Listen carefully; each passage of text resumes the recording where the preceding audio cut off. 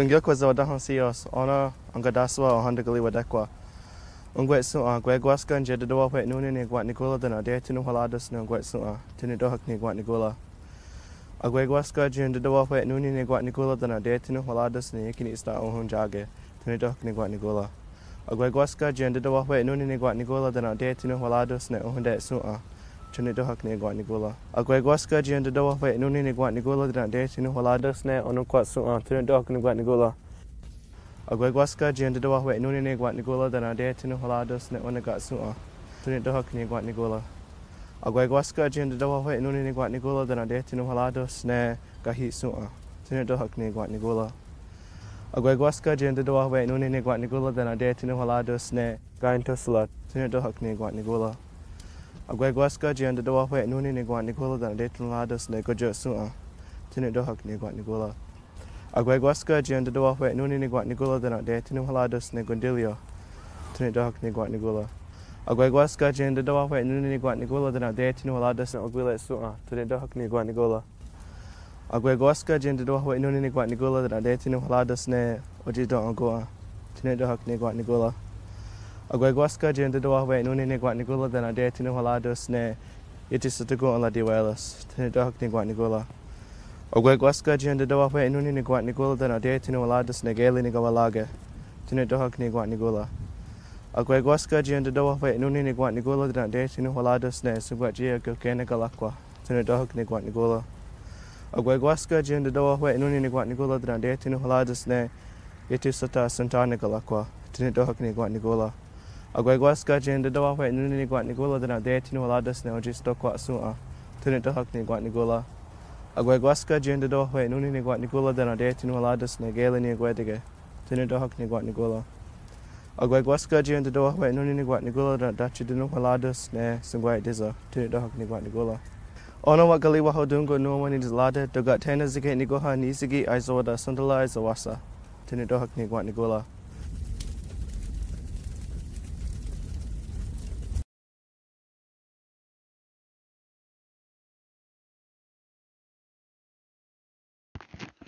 Siguli swagwag, Galahindi Neil Gets Wagi Sliwagi Niwakitaloda, Unidagunga Himanega, Ani, Bojo, Dantse, Okinapi, How, and Yanko, Yukodalas.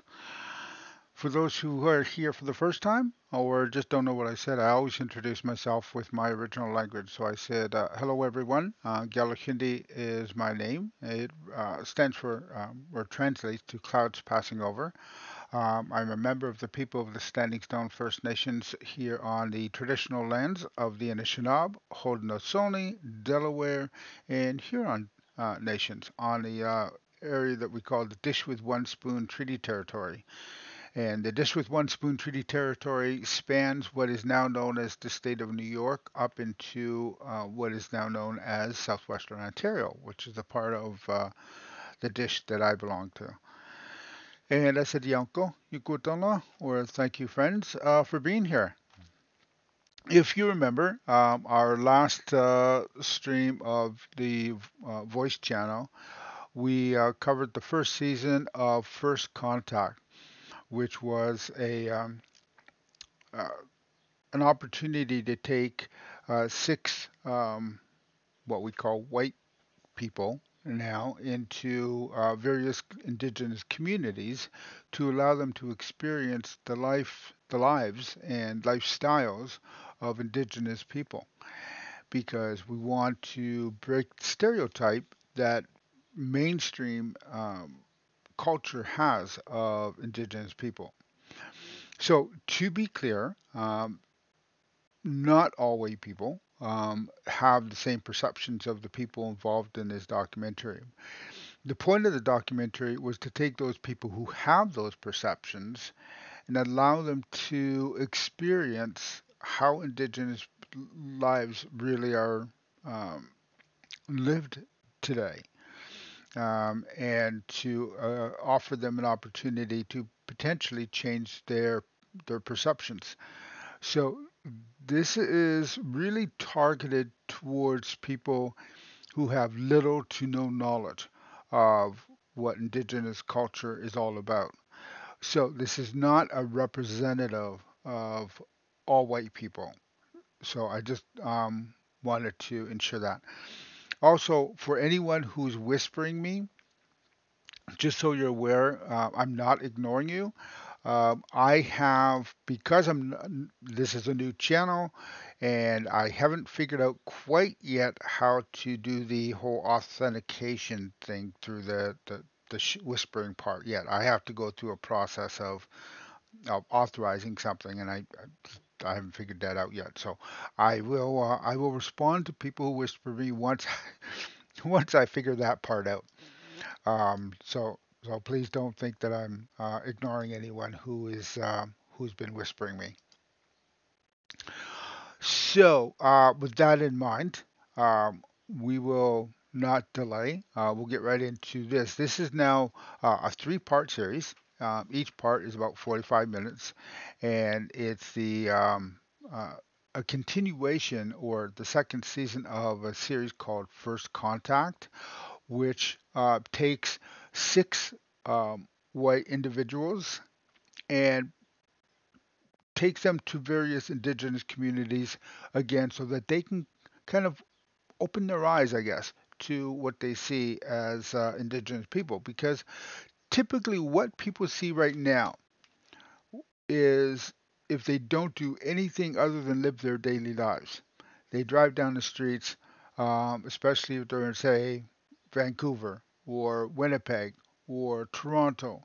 They will see a lot of indigenous people who may be homeless, who may have addictions, or who may be um, affected by alcoholism. And there's a reason for that. First of all, that if that is all they see, that's going to be how they intuitively think of all Indigenous people because that's all they see.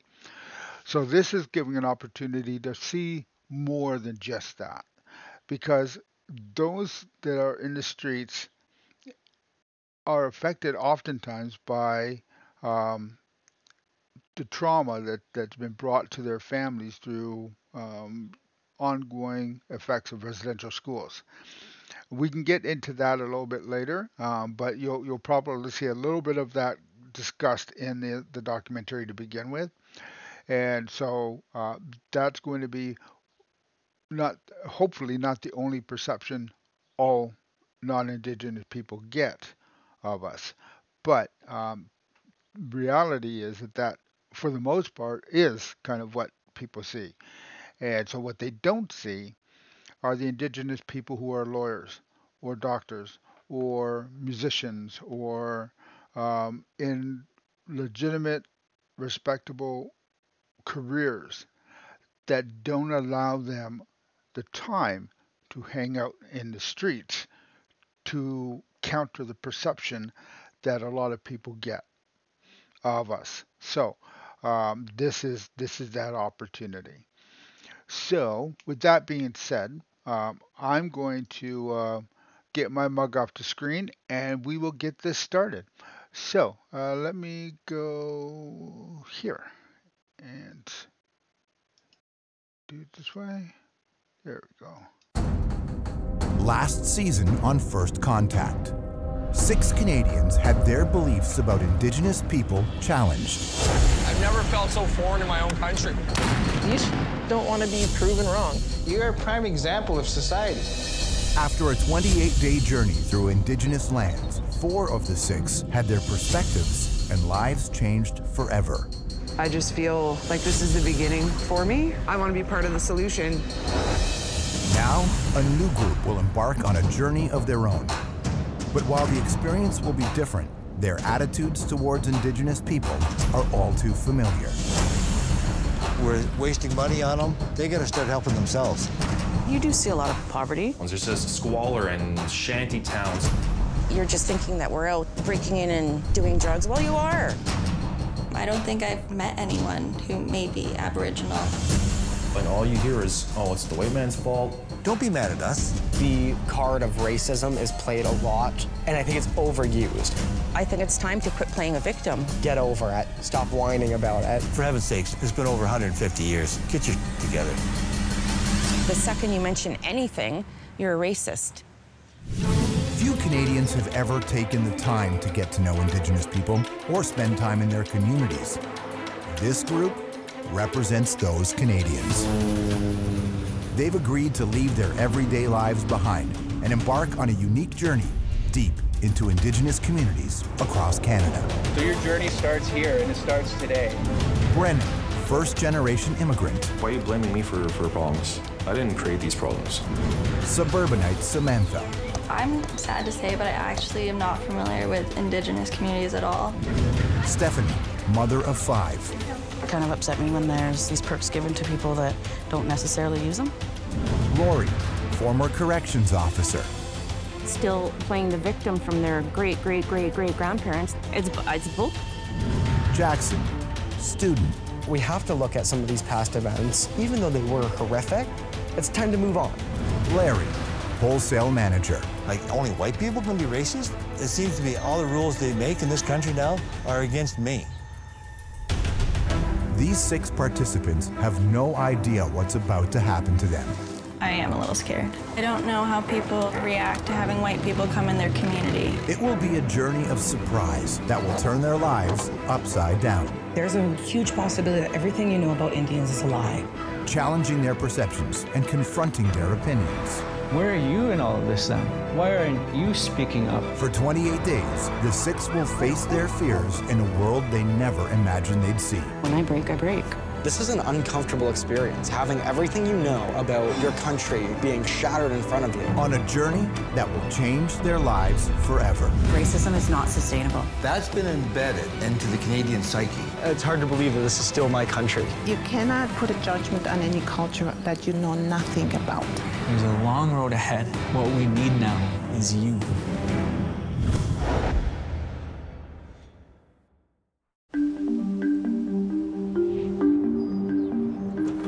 These 6 people have been invited to experience Indigenous communities across Canada for the next 4 weeks. Hi, guys. Hi. Hi, Brennan. Lori. Beyond that, they know little about the journey that lies ahead. They've traveled from across the country to meet here in the nation's capital. Oh, that's the Supreme Court. Yes. Yes, here's the War Memorial. Oh, this is beautiful. Yeah. But there's a whole other side to their country that they will soon learn. Activist and performer Ian Compo of Nipissing First Nation introduces them to the journey they are about to begin. We're standing on unceded Algonquin territory. We're supposed to believe that this is like the greatest country on earth without recognizing what Indigenous people had to go through for this place to exist. The decimation of Indigenous way of life had to have occurred for you to live as you do now. How do you think Canadians in general feel about Indigenous people? We are carrying a burden, me included, of what's happened in the past. We're still feeling we're paying the price for that. It's always blaming us. They're not reaching out, they're blaming. I get the most racism because I'm the white privileged woman, is how they see it. I'm the bad guy. You're on my land and you're stealing our kids. Lori is a former corrections officer from Prince Albert, Saskatchewan. I worked in the penitentiary for over 13 years. Come on, Chris. These days, this mother of 2 is focused on her pets. Come cuddle with Mom. There's nothing like a pig's love. Only a piggy mama would know. But the love she has for her animals doesn't extend to her Indigenous neighbors. We're so surrounded by so many reserves and all the prisons. Everything's about Indians. It's all about them, and it's unfair. It's harder for me, being a white woman. The second you mention anything, you're a racist.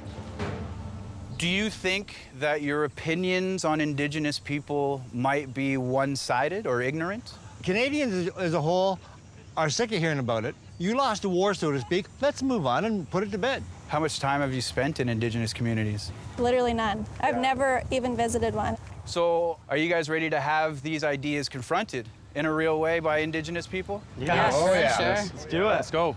Your journey starts now. Aho. The 6 don't know it yet, but the first leg of their journey will start right here in Ottawa. Samantha, who's never even met an Indigenous person prior to today, is anxious. I'm a little nervous, but I mean, I really don't know what to expect. I also don't know how far from the city core it's gonna be. Like, if it's right here, that'll be kind of shocking. 25-year-old Samantha lives at home with her parents in Whitby, Ontario. I don't think anything bad has happened here. It used to have the name White Bee. Dad, kick the ball with me. I live in a very sheltered world. I'm very aware of that. I've had a great upbringing. Indigenous people and culture are far from Samantha's suburban bubble. I'm sad to say, but I actually am not familiar with Indigenous communities at all. Issues that Aboriginals face doesn't affect my daily life. It's so easy to just turn a blind eye unless it really affects you. Sometimes ignorance is bliss, right? The 6 will be spending their first overnight in the working-class neighborhood of Vanier. Populated by many First Nations, Métis, and Inuit people, it's got a tough reputation. Sense of poverty through here. Yeah. At just 18, Jackson is a long way from home. It's definitely not nice. Like, I'm not overly happy about it, but it's kind of the reality, right? A recent high school graduate, Jackson's from Midland, Ontario. Midland is not a fast-paced town. I spend a lot of time here at my house with my dad, stepmom. Sometimes I'm with my mom and my sister. Pretty normal family life. He's got big plans for the future. I would definitely say history is my passion. I'd really like to get my PhD and I'd like to be a professor and teach at the university level. But when it comes to Indigenous issues, he thinks he's got all the answers. We provide a lot of things for free. I think that if we start to kind of take away the welfare or the dependency that the First Nations have on us, it will create a necessity where they have to work in order to get certain things. If you want something, work for it. You know, I work just as hard as the next person. Why does that person get certain things just because they're a different skin color than me? Are we even trying for equality right now, or are we trying to make up for things in the past? Jackson, Lori, and Stephanie arrive at the home of Colleen Cardinal. Okay, you got it? Yep. It's a tight squeeze. Hi. How are you? I'm good. How are you? Good. Colleen is an author and activist. She lives in a one-bedroom apartment with her 3 grown children. They live on the couches here, and one of them was sleeping on the floor up until a couple days ago. And I have another daughter that lives on the other side of Vanier, and I have 4 grandchildren. Finding affordable housing in Ottawa is tough. For Indigenous people, it's even tougher. So this apartment here is actually Native housing. And when I first moved to Ottawa in 2011, my kids and I lived in a shelter for 8 months before we could get housing. And my kids have had a really hard time finding their own places because of discrimination. They don't even get a second look at an application. Being Indigenous, it's hard to get a place just based on their skin color. Not far away, the others are about to meet their Indigenous host for the night. And 60-year-old Larry is preparing for the worst. Some people may not approve of us being there. They're probably more nervous about us than we are them.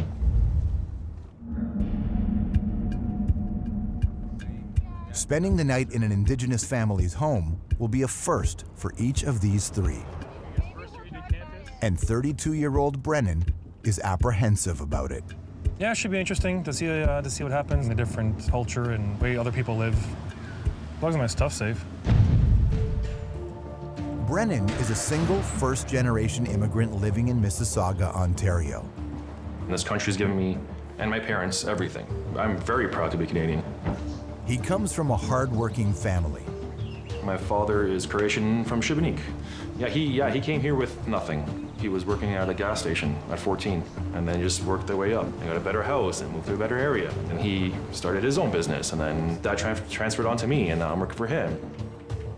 But Brennan feels that Indigenous people lacked the initiative shown by immigrant families like his.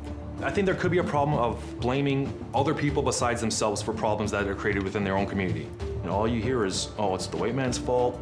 We're in squalor because the Canadian government doesn't care about us. Why are you blaming me for problems? I didn't create these problems. It's not my fault.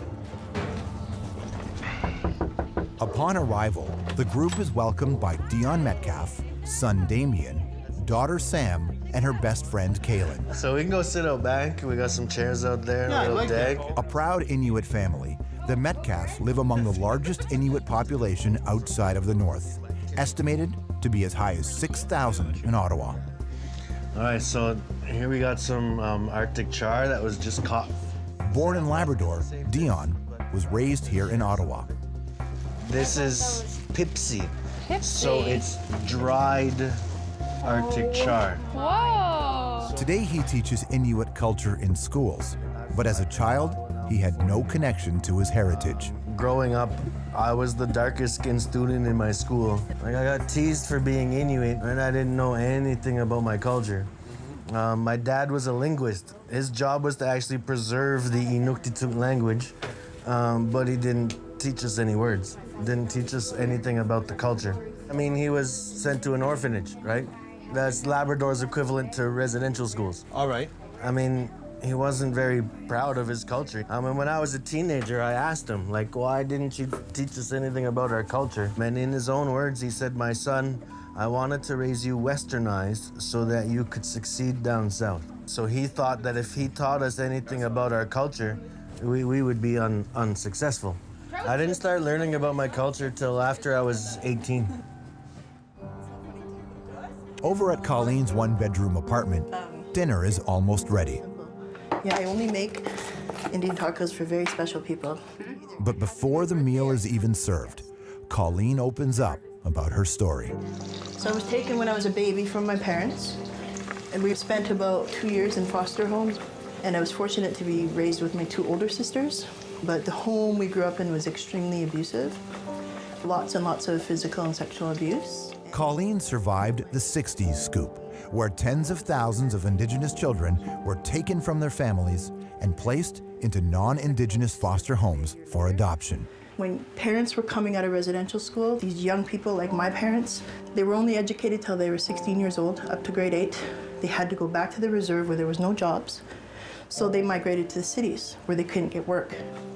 Then they start self-medicating with alcohol, drugs, whatever. And then they start having kids.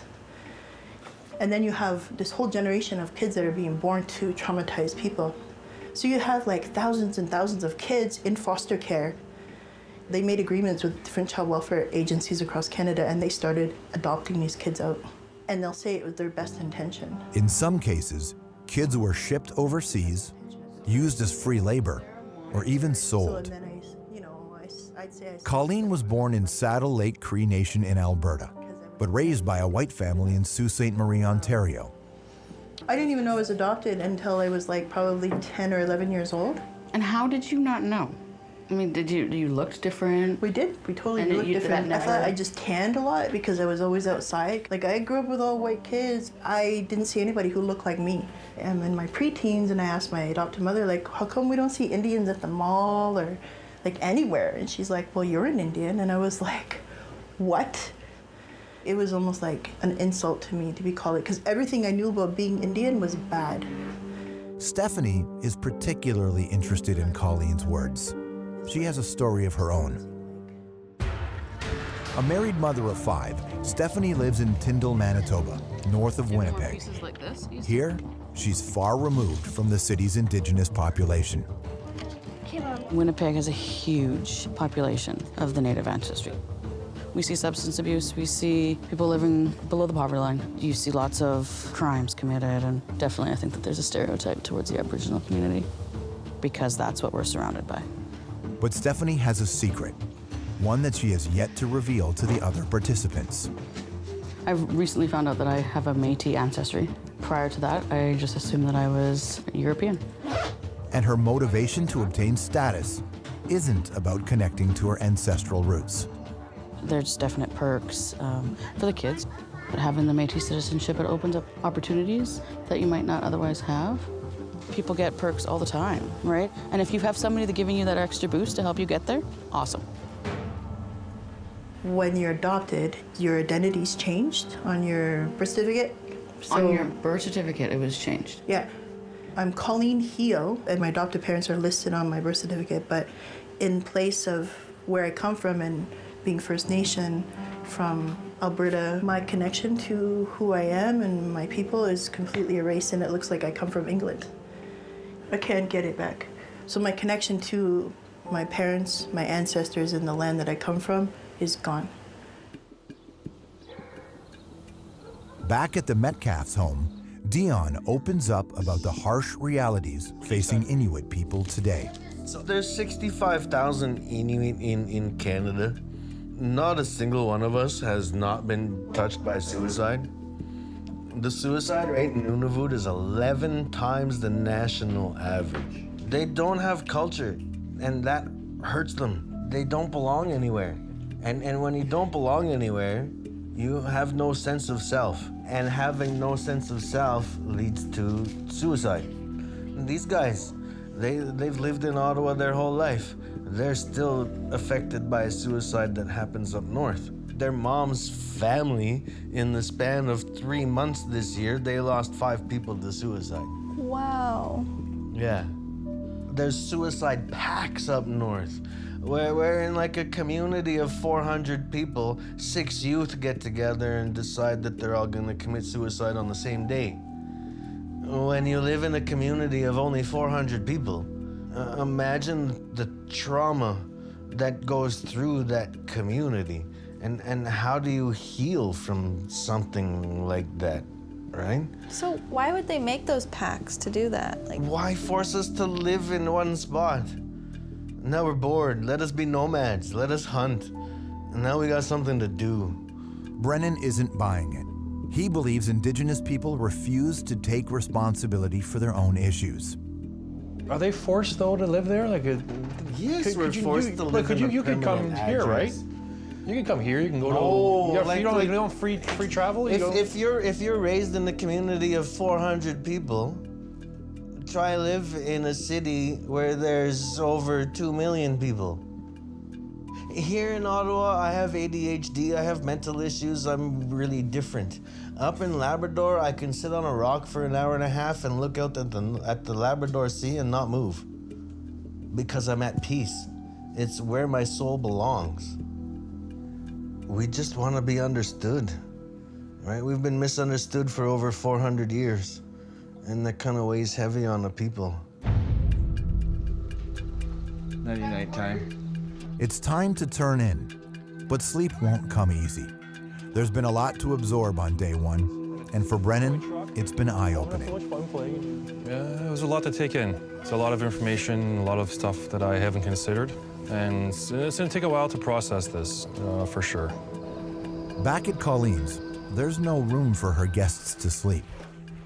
They bunk in a nearby apartment. So sleep in here? Yep. The time spent with Colleen has resonated with Jackson. Hearing these horrific things, I think back to my childhood, which was filled with, happiness and a loving household, and it's just so easy to take for granted. And maybe I am coming from a place of arrogance. But Lori remains unmoved. It just feels like it's still pinpointed at every white person that's here. It's us and them. White people have had bad past too, maybe even worse than hers, but I just find it's about her culture. The participants will need a good rest. Tomorrow, they will face one of the most controversial events in Canadian history. The travelers' time in Ottawa is over. They bid their hosts goodbye and hit the road for the next leg of their journey. The six don't know it yet, but they're heading to Ganasatake, a Mohawk community next to the resort town of Oka, Quebec. It's home to a dark chapter in Canadian history, the siege at Oka. In 1990, a golf course tried to expand into Mohawk territory without consultation. In protest, the Mohawks put up barricades to block the development. A violent 78-day standoff ensued, leaving 1 police officer dead and 75 Mohawks injured. In the end, the expansion was canceled. Now, nearly 30 years later, the wounds here still run deep. For Brennan and Samantha, it's as if it never happened. I didn't even have any idea about it, which is bad. Yeah, I didn't know about that either. I may have learned it in school at some point, but I forgot. But Larry remembers it well and gives them a history lesson, citing an iconic photo that paints the Mohawks as the aggressors. So this is the infamous warrior. This is a Canadian soldier. As you can see, he's just a very young soldier. And I think it goes to say without question, the warrior is very much trying to intimidate the young man, yet the young man is standing his ground, showing that he won't give an inch. It's an all too common view that will soon be challenged. Larry is a single father of 2 adult daughters, Brianna and Alana, who has special needs. They're the wonders of my life. Who's gonna catch the big fish? That's right. He lives in Brantford, Ontario, but summers in nearby Port Rowan on the shores of Lake Erie. You're in redneck central here. I would say I'm partial redneck. I can shoot, I can fish, I can drive just about anything. But his good-natured demeanor doesn't match his views about Indigenous people. There seems to be a lot of anger. It's like, don't go out and trust the white people, only trust your own. And you know what ice cream you're gonna get? And he sees himself as the victim. Oh, well, middle-class white guy. It seems to be all the rules they make in this country now are against me. Like, only white people can be racist? I don't think we caused their hardship. They brought a lot upon themselves. For heaven's sakes, it's been over 150 years. Get your together. The participants are greeted in Ganasatake by hosts Ellen Gabriel and John Cree. Welcome to Ganasatage's Language and Cultural Center. Both were on the front lines of the Oka standoff. At the time, they were labeled as Mohawk warriors. I'm glad to see you all here and hope we have a good discussion on what happened here in Ganasadaga in 1990 and up to now, and even before that, because it's not being taught in schools. A common misconception is that the conflict was due to the Mohawk people acting unreasonably. But it started off as a peaceful protest led by the women of the community. The women are the title holders of this land. The women have this obligation and responsibility to protect the land from abuse. It was agreed with a lot of deliberation, mind you. No weapons, and the women will go to the front if the police arrive. We were ready to get arrested. On July 11th, 1990, the Sûreté de Québec police force raided the Mohawk barricades using force. We never imagined in any way, shape, or form that we would be shot at by the police. We were all labeled as warriors, and we were not. We're just the people of the nation. They were pointing their weapons at us, and because we weren't moving, they started shooting concussion grenades. We did not imagine, in our wildest dreams, the community was there, it was full of tear gas. So I was standing out in the open, and the bullets were just whizzing by, and people just froze, and I said, "Look, run, run." They wanted to expand the golf course in the first place. That was what it's all about. The mayor of Oka, Wallet, wanted to build this 18 holes. Our people said no. So this was over a golf course? Yeah. Expansion and condominium development. Larry starts to realize he might not be aware of all the facts. There's a picture, it's a rather iconic picture, of a warrior, and you probably know the picture I'm referring to. I hate that picture. I'm sorry I'm bringing it up. They made it a military exercise. It became about two guys duking it out. But what it was let's make this image of a warrior, right?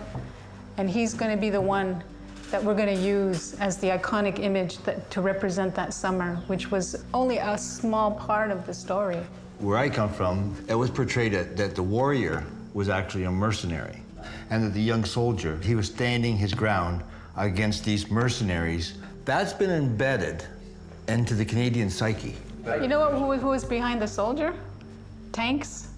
And hundreds of soldiers, and this guy is standing there by himself with a few guys behind him. It does not characterize that movement in 1990 of men and women getting together to protect the land. We've been criminalized for doing something that Canada has made illegal, which is defending our rights to our land. Would you change anything, or do you think it was worth it, and looking back now? If it was the same circumstances, no. John and Ellen take the participants to the Pines, an old-growth forest where the conflict unfolded. In 90, we had the blockage here. That's where they came in. The guys were behind it. They didn't have guns, but they're just standing there. And the cops were all right there. And then they asked me to go and talk to them, but Ellen kept telling me, no, no, no, don't go. And the women say, no, no, back off, back off. I told them, look, I said, there's not gonna be no violence here. And then somebody asked me, was it worth it? I said, look around you. Why wouldn't you not defend what you have? The Mohawks were defending a grove of pine trees planted by their ancestors. A lot of them are 200 years old by now. I grew up with them.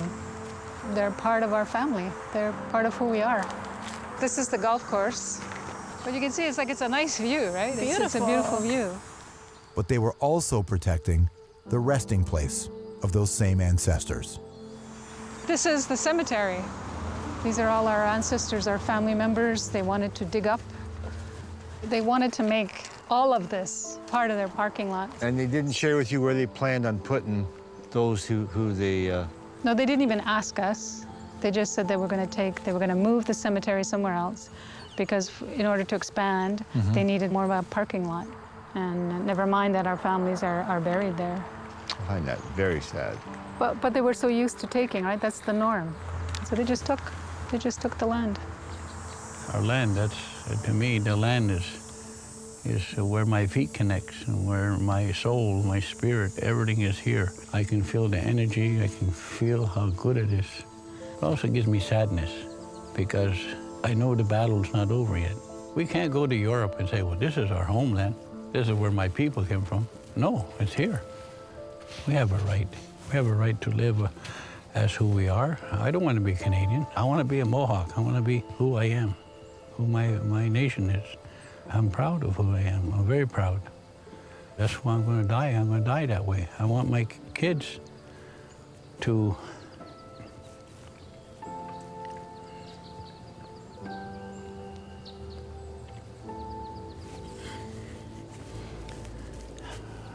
be who they are.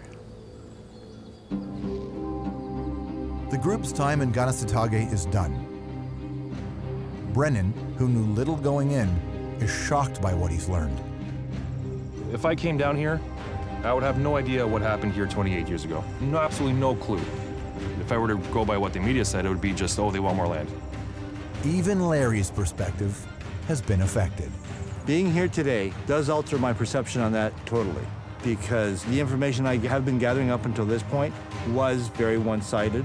They did have peace in their hearts. They didn't want this to grow into a confrontation like it did. To think something as beautiful as this for a golf course? I'm sorry. I don't agree with that. The six prepare for the next leg of their journey. Not knowing where they're going creates feelings of anxiety and excitement. We're going somewhere far north. Man, it's so small. Man, I'm nervous. It is small. Holy. Oh my God. Oh my gosh. I'm gonna die. They've been invited to the remote fly-in community of Natwashish on the northeastern shore of Labrador. I bet this is a place that doesn't get visitors, like, ever. Local Mary Jane Edmonds gives the group a warm welcome. My name is Mary Jane. Mary Jane, it's a pleasure. Welcome to the Natwashish. Natwashish is an Innu community, not to be confused with Inuit. Native to this region, the Innu people have their own distinct culture and traditions. But forced relocation into sedentary communities has prevented them from living their nomadic way of life. As a result, many people here suffer from chronic alcoholism and substance abuse. Suicide is prevalent. Natwashish is the Innu word. Natwashish. Natwashish means small pond. The biggest challenge that I find in our community right now is drugs and alcohol. Our community is banned alcohol, but it's still coming in. It's a big industry for the dealers and for the bootleggers. A bottle, a 16-ouncer, it's like $300 a bottle. That's big. And if you're desperate, it becomes $600. But the Innu people aren't looking for pity. They just want to be understood. You know, don't try to be our savior. Right, You know, okay. people that come with open mind, you know, are the ones that stay the longest because they are accepting, you know, of the people, and they become friends with the Innu, and they enjoy the culture, you know, because they've accepted. They didn't try to save the people. Larry, Jackson, and Stephanie are staying in a local family's home. For young Jackson, it's a big step out of his comfort zone. I'm a little nervous, but I think I'll kind of sleep with an ear open tonight. It's definitely the farthest I've ever been away from home, which is, you know, a little daunting. Lori, Brennan, and Samantha also settled into their accommodations. Sam, is this a big culture shock for you? This is a huge culture shock. In spite of Mary Jane's warm welcome, Samantha's worried about her safety. Well, I like that Brennan's here, to be honest, just because I don't know how people would react to having white people come in their community. So yeah, I actually am. I hate to be that person, but I am a little scared. Lori doesn't mince words about her first impressions. When we landed, there was a dirty diaper in by the airport and just garbage cluttered everywhere.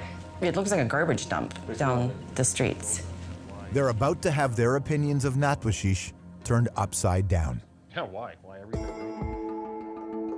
The next morning, the participants are up early to explore the community. People are friendly, they're all waving. It doesn't take long for their fear to subside. So how old are you guys? I'm 18. 18? I don't believe that. Let's go boating, boys and girls. Today, Larry, Jackson, and Stephanie are going on a boat trip that'll give context to the troubling issues plaguing the community. All right, yeah, let's go. They're headed for Davis Inlet, one of the first Innu settlements prior to the creation of Natwashish. Oh, bear! The living conditions were so awful here, they had to petition the government to build a livable community. Mark Nui and his brother John, chief of Natwashish, know this better than anyone. They grew up here. Welcome to Davis Inlet. We've occupied this community from 1967 to 2002. So was it something that was, your nomadic lifestyle? Was it a choice to become thing, or was it kind of like it's time, like was the government It was saying? mostly forced by the priest and the government. The church has a very big influence on that.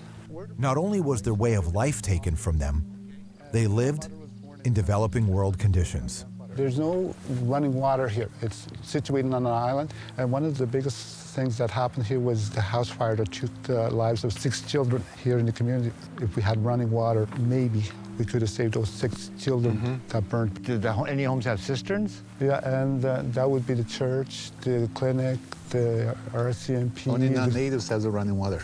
Let's just put it that way. For Jackson, it's tough to imagine this happening in Canada. No running water, no electricity. For me, that is so foreign. It's hard to believe that this is still my country. Nothing was ever handed to us on a silver platter, and it took us a long time, many years, to get to where we are today. And we still have a long ways to go, obviously. The hosts take the group for a tour of their former village, now a ghost town. It used to be our daycare. Families of up to 10 were crowded into these small structures. Because of the overcrowding in those houses that you see there, that's where we moved from. This similar house is where I live with my 3 kids. There's 5 of us. Wow. Because of the space, we just have to use this for a kitchen, and we use that bedroom for 5 of us there. 5 of you slept in a room this size? Yeah. When it was blizzard, minus 40s, we have to stay awake, to keep the fire going sometimes, and that's how we lived in those days. But the non-native places had oil heating. All you got to do is turn this on. Yeah. Living in these conditions has damaged generations of families here. But John stresses the story is far from over.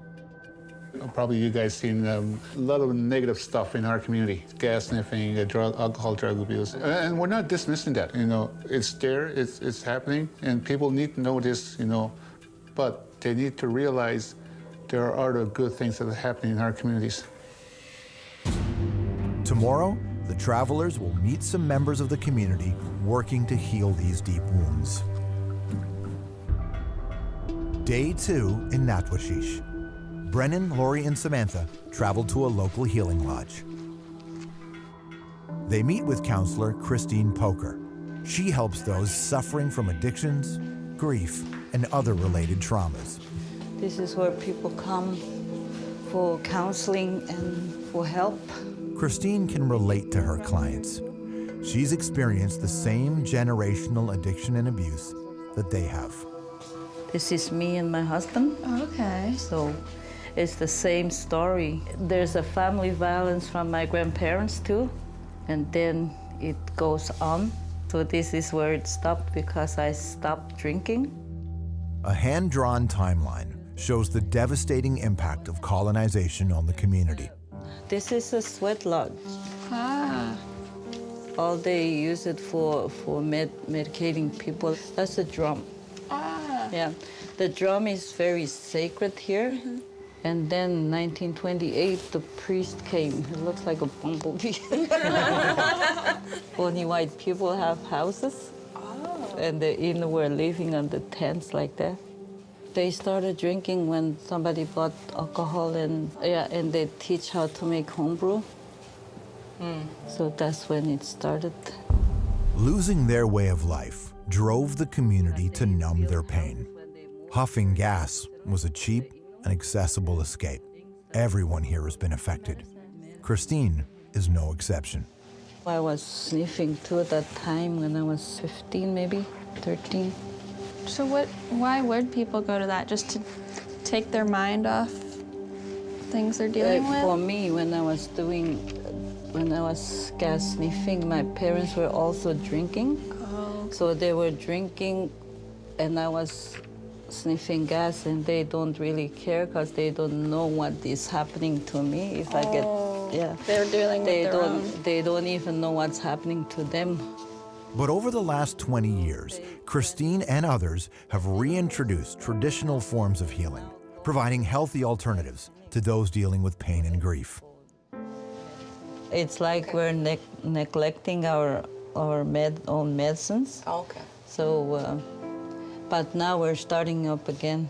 That's why we have the healing, traditional healing going on. Later in the day, Christine and Mary Jane bring the 6 together to participate in a sweat lodge. This is the fir tree. So you pick it like this, look, you snap it. They want the group to feel the valuable healing effects it can have on the community. Just put them like that. You're gonna get in here. As they prepare for the experience, Mary Jane explains how the loss of this tradition has impacted the community. When the Innu were just coming off their nomadic lifestyle, and the priest didn't think that the sweat lodge and the drumming and the dancing, was healthy. It was the work of the devil. That's what they made the people believe. So it wasn't practiced for many years. First suicide in Davis was in 1983. A 17-year-old teenager. In the past, there was other drownings, families, and then there was fires. All alcohol-related things that could have been prevented. We are a newer generation now, and we know what's good for our community. We know what's good for our people. We know what's good for our children. On top of bringing their traditions back, they battle a negative stigma about Natwashish that is all too prevalent. People, non-Innu, talk about the people of our community that they know nothing about. You don't know me until you met me, right? And you don't know what I'm like, you don't know who I am. You cannot put a judgment on any culture that you don't know nothing about. It's time for the ceremony to begin. We're going to introduce you to something that's been part of our culture for thousands of years. Christine's husband, David Poker, and Mark Nui will perform the sweat. We use it for emotional pain. When people are hurting, we go inside and they share their grief. So it became very instrumental when we started our healing. So we're still using it here in Natwashish. The sweat is ready. The 6 enter, unsure of what they're about to undertake.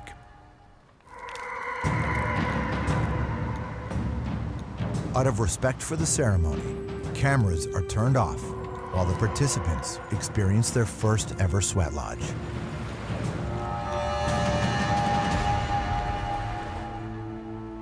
After nearly an hour, they emerge, and the effects are evident. I let go of something I've been holding on to for a long time. The only way to describe it is completely renewed. I've been really confused about things, and it was just nice to have not only them, but these people share their life advice for me. Each person's pain is different. You can't just judge people. It's definitely a bonding moment that not many people can experience, right? Surprisingly, it's former corrections officer Lori who has been most deeply affected. It's just emotional to go in. I hold a lot of pain inside. I don't let it out very often. For people to heal, that's an honor in itself for a stranger or a friend to open their souls up and talk about things. I mean, I don't like crying and showing emotion. It makes me feel vulnerable because I like to have a tough outside. I can deal with anything, but when I break, I break because it's very personal. There was strong bonding in there, more bonding in the 45 minutes we're in there than the time we've been together since. On their final day in Natwashish, the hosts commemorate the visit with a traditional feast. So what's bannock? Bannock right there. The group has been deeply moved by their time here, learning about the Innu people from the Innu themselves. She's gonna dance. I feel like when I first came here, I was really overwhelmed. I've never been in a place like this. But everyone we've met is so genuinely pure and kind. I'm excited for the next journey, but I'm really happy we came here. Lori is particularly touched. We may not be able to relate to the community and the hardships they've had over 50 years and being their own people. Once you talk about it, you see that everybody's kind of going through the same thing, and they're not all monsters or bad guys. They're not being hateful. They have children who are dying from suicide or going through trauma. I think you're wonderful. I was touched. To cap off their stay, the 6 are invited to join a traditional Innu dance, backed by drumming from an elder. The people here that I've met have been absolutely incredible. They have a genuine love for the people and to make things better, and that's something you can't get from a pill or from a book or from a social worker. This is something that comes from them, and they're bringing their traditions back. It's going to take time, but I think they're going to thrive in the end. For the 6, it's an emotional finish to their time in Natwashish. But there is still much to overcome on the journey that lies ahead. The racism in Thunder Bay is beyond imaginable. Holy, I don't know what to expect with that. I have my Métis status. I'm kind of shocked. I had no idea. Hell was created here. Did any of the staff ever call out about this? Or? No, they encouraged it. It's crazy. I never thought it was this bad. Not even close.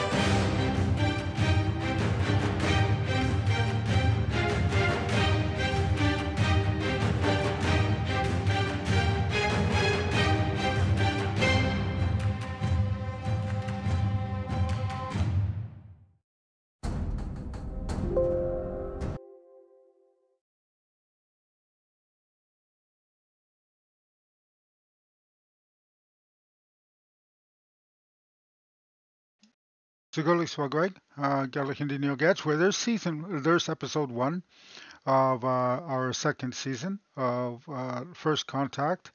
So you can see, some changes already happening as they're being exposed to the Indigenous communities. So there's a couple of different things I've kind of heard through the series, and there are communities that are rooted in the areas that they are living. And the reason they don't leave is they are connected to Mother Earth in a way that um, has really rooted them in where they are. And to like the one guy said, if you come from a community of say 400 members in this isolated area for all your life, how scary is it to move away to say Toronto, where there's over 2 or 3 million people? um, it's very intimidating, and it's a very hard transition to pass. And it's also a way of assimilating into a culture that may make you lose your identity or your background. And so the one positive thing we are seeing is that there are urban environments across the nation where Indigenous friendship centers and organizations are starting to run their own traditional teachings and ceremonies within those areas so that the Indigenous people can maintain their identity and continue on in their lives the way that they would normally. So that is an upside. So we like to see that. So what I'm going to do here is I'm going to play a song to give everyone an opportunity to grab a snack, grab a drink, whatever you want to do for 5 minutes or so, just to, even if it's just to get up and do a little stretch. because we all should be moving our bodies. We have these joints and limbs that sometimes just need to move. So I'm going to play a song while you either move around or grab a drink or grab a snack, whatever it happens to be that you want to do. So let me go into a version of the Peaceful Warrior. Um, or no, actually, what I'll do is I'll play a rendition of Strong. Strong is a poem I wrote back quite some time ago, 2003, 2000, 2002, 2003, and it features actually the voice of Fab Feline. Of course, he was much younger then, and you'll be able to tell when you hear his voice.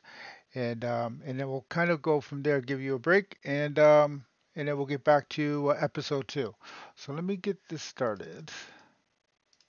You don't know how sweet I am. You don't know how sweet I am. I am what I am, and I am sweet. You don't know how sweet I am. Yo, check this. I might not be what you want me to be, so you might not see what you want to see. But if you got a minute, listen to what I gotta say. Cause it's a brand new year, and it's a brand new day. See, there's a gap between my culture and the life that I lead. So some will call me an apple, and some a bad seed. They have no idea how my heart will bleed. Their words and attitudes are things I just don't need. You don't know how sweet I am. I am what I am, and I am sweet. You see, I'm proud of who I am, and I'm proud of where I'm from. Those ones spreading racism, they're just fucking dumb. Now if you're looking at my life, and you say I've assimilated, to simplify things, just a little more complicated. See, I'm a modern day native, with a modern day life. I have modern day problems, and modern day strife.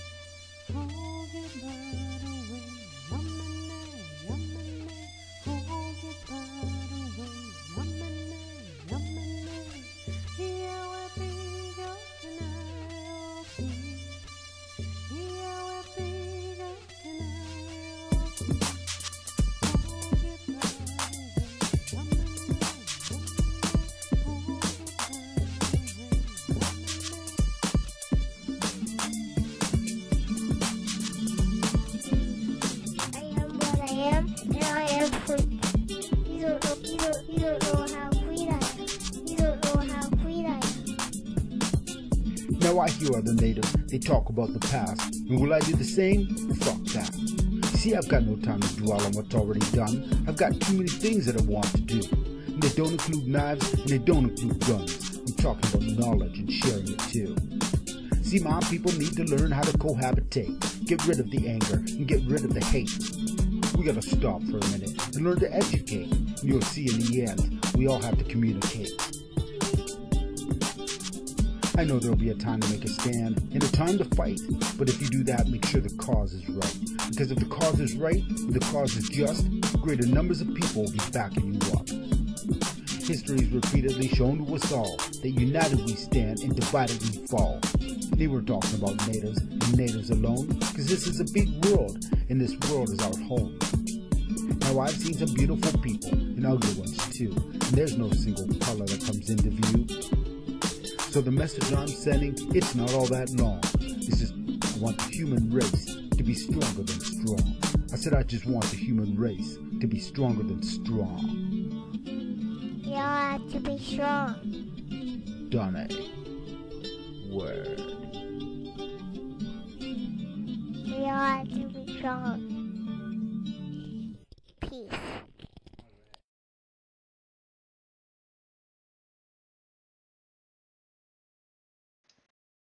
Okay, we're back. So I hope you were able to grab yourself a drink. I got my tea, and I'm all set for the next episode. Ooh, it's hot. Okay, So let's get going. Let's do this.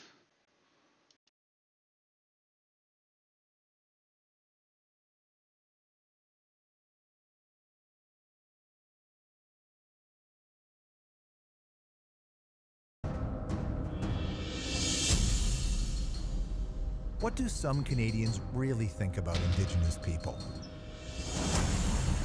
We're wasting money on them. They got to start helping themselves. You do see a lot of poverty. There's just squalor and shanty towns. You're just thinking that we're out breaking in and doing drugs. Well, you are. I don't think I've met anyone who may be Aboriginal. And all you hear is, oh, it's the white man's fault. Don't be mad at us. The card of racism is played a lot, and I think it's overused. I think it's time to quit playing a victim. Get over it. Stop whining about it. For heaven's sakes, it's been over 150 years. Get your together. The second you mention anything, you're a racist.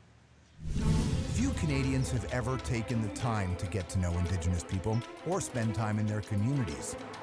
This group represents those Canadians.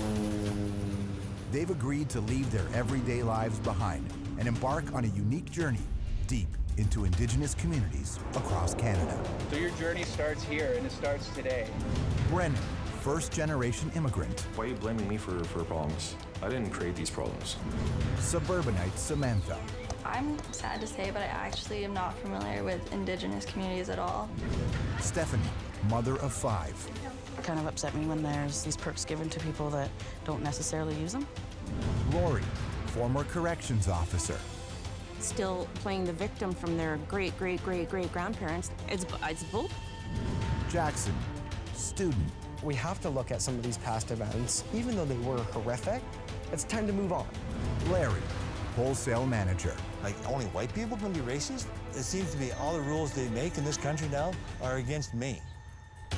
On the first leg of their journey, the 6 participants saw their country in a whole new light. Right, we've been misunderstood for 400 years. That kind of weighs heavy on the people.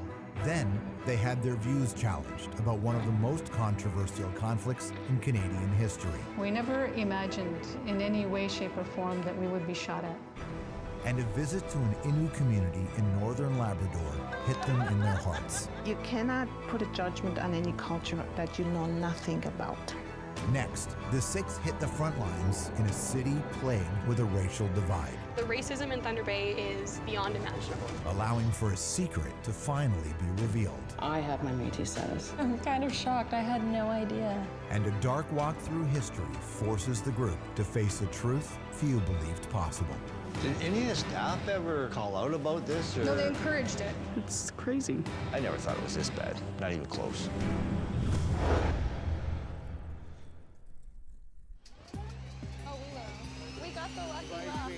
The group's time in Natwashish is up. The next leg of their journey is over 2,000 kilometers away in Thunder Bay.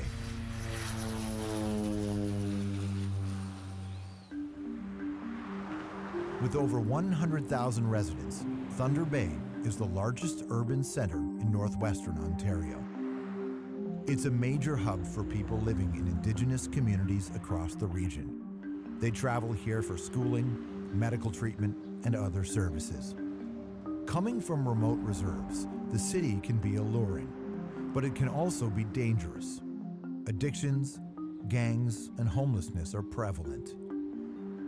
Driving in, Samantha takes notice. There's obviously looks like a lot of either homeless or people on drugs. Basically, everyone here seems Indigenous, or at least a huge part of the population. And Larry and Lori are immediately put off. Like this group on the left here, they look like they're half of the bag. Oh, here we go. That sounds so bad. Here we go. But the travelers are about to have these attitudes challenged, and it makes them nervous. We're in a shelter. See what was on the building? No way. So, Yeah, I didn't. This is a shelter. Was it a shelter? Yeah. cool. Oh, I don't know what to expect with that. The 6 are going to Shelter House, a low-barrier shelter in the heart of the downtown core. It's open to anyone under the influence of drugs or alcohol, but 3 out of every 4 clients are Indigenous. Hi, I'm Michelle Jordan. I'm the executive director here. Originally from Pays Plat First Nation, Michelle Jordan is Shelter House's executive director. She explains why their role here is vital. There's a shortage of housing in Thunder Bay, affordable housing. They don't want to rent to people that are Indigenous in the city, and it's very apparent. I mean, they'll tell people right off the bat, like, you're a Native, we don't want you here.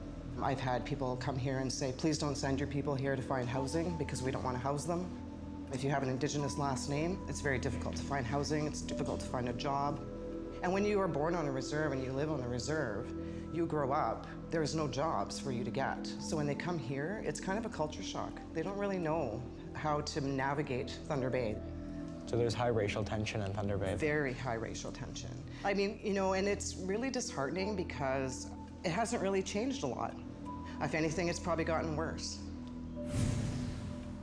Over the past 20 years, Thunder Bay's Indigenous community has experienced several tragedies, including the largely unsolved deaths of 7 teenagers while here to attend high school. More recently, a former Shelter House client named Barbara Kentner was the victim of a deadly assault. She used to stay here. She was, you know, someone that we knew, and it's unfortunate. I think they thought she was a prostitute, and so they threw a trailer hitch at her as a joke, and they said, I got one, and she died from her injuries. That's the attitudes here, and that's a young guy. Like, he's only 18 years old. So where did he pick up that stuff from? Probably from home. So what kind of things are we teaching our kids? Combating these attitudes motivates Michelle and her team to affect change in her divided community.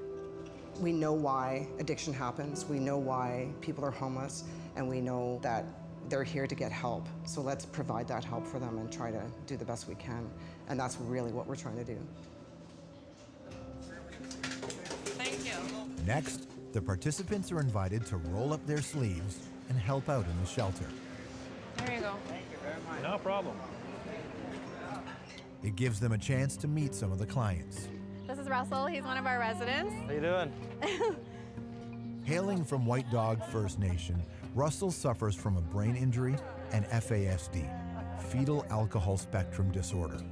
But here, he's found a way to cope with his issues. Having fetal alcohol spectrum disorder is a very tough thing to go through at my age because I'm a little bit behind. But I keep trying, and the artwork gives me a bit of serenity that a lot of people don't really have. I'm depressed a lot of the time, so painting helps me to stop that depression.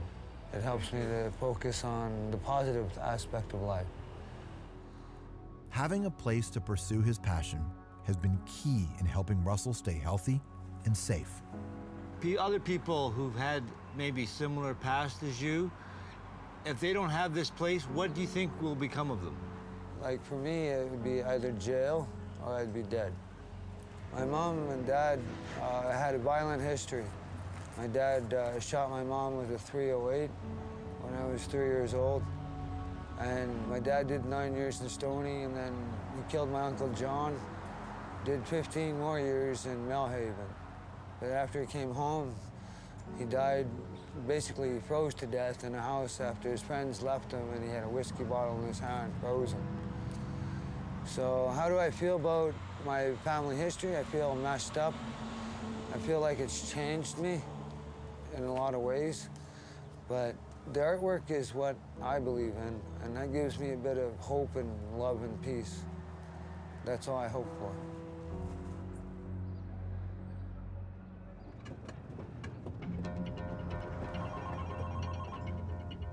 SOS, Tessa speaking. At day's end, the 6 each get a ride-along in Shelter House's new SOS van, a community outreach vehicle offering transportation and support to those on the streets. Volunteers Josie and Tessa are on the front lines. It's pretty horrific for our clients who are trying to get themselves better. The racism in Thunder Bay is beyond imaginable. Hey, how you doing? It's the SOS team. It's Tessa and Josie. Hey. Hey. You want to take me home? Yeah, we'll take you home. Yep. Here. Over the course of several hours, the calls are non-stop. This is Larry. Hi, Larry. Hi, Keisha, how are you? Do you have family members here? never had a good life. Having a chance to meet people on the streets leaves a vastly different impression than their initial feelings driving in. Be safe, Robert. I'll talk to you later, bro. Bye, Robert. For Brennan, today's experience has been eye-opening. Once you start talking to people, you get an idea of who they are as a person and what brought them to that, and you can have some humanity instead of just always looking at them as just nothing. Tonight's final ride-along goes to Jackson. So what do you know about Thunder Bay, Jackson? I have a few friends who moved from Thunder Bay. One guy I grew up with. It's a bit of a rough town, from what I've heard. Being here makes Jackson uneasy. He still perceives the homeless community as dangerous.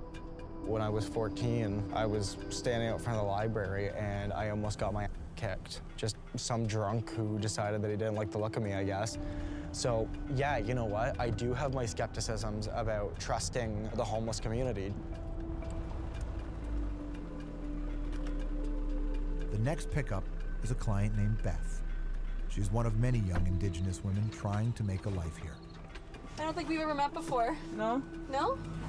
Yeah, this is my second time getting a ride. Really? Yeah. How old are you, sweetie? I'm 20. Beth has suffered a fall, and they're taking her to a hospital for treatment. How long have you been in Thunder Bay? I've been here since June, the end of June. On the 28th, I think we got here. Yeah? And where were you before that? Airline First Nation, that's where I'm from. You're right. How far is that from here? 4 hours. Had to walk out of my res. Did you say you walked from your reserve? Yeah. Oh I had to hitchhike. That was not good. Like Jackson, Beth has plans for the future. She's working towards a career. I'm gonna try to be a cook too. Yeah? Yeah. I have my safety food handling and all that. I just have to get my diploma first. So what makes you want to be a cook? Because I love food.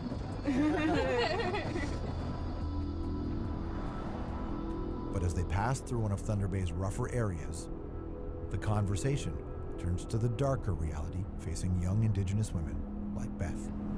Have you guys checked out Limerick? Like have you cruised around there? Yeah, Absolutely. there's like a lot of bad people there. I even lost a phone there. And Canada Day, I was raped. It was by my ex too. Yeah, he followed me from my res and then he took me to a bike trail. And that was a rough day for me. Canada Day night, I didn't even get to enjoy Canada Day. Beth's sole concern right now is getting home safely. I wish someone would come with me to the marriage, but no. Well, I can drop you off, but I can't stay. Okay. Unfortunately. That's okay. Yeah. Okay. I'm just worried, like, it's a long walk back if I would have to walk back. Well, if it's before 1:30, we can get your ride back, okay? Okay. Okay, Miss Beth. It's good to meet you. As Beth exits the vehicle, Jackson is left uncharacteristically silent. This one's a tough one, and I had nothing to say. What I'm taking away from this is an idea of not judging. If I passed Beth on the street, I probably would have just kept my head down, ignored that she was there, and hoped that she didn't bother me. She was so nice and forward and everything. To be able to talk about something so painful and so devastating, it really puts what you consider devastating in check.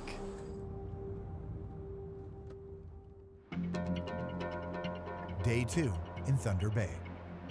The 6 participants leave the downtown core and travel to a nearby Indigenous community, Fort William First Nation.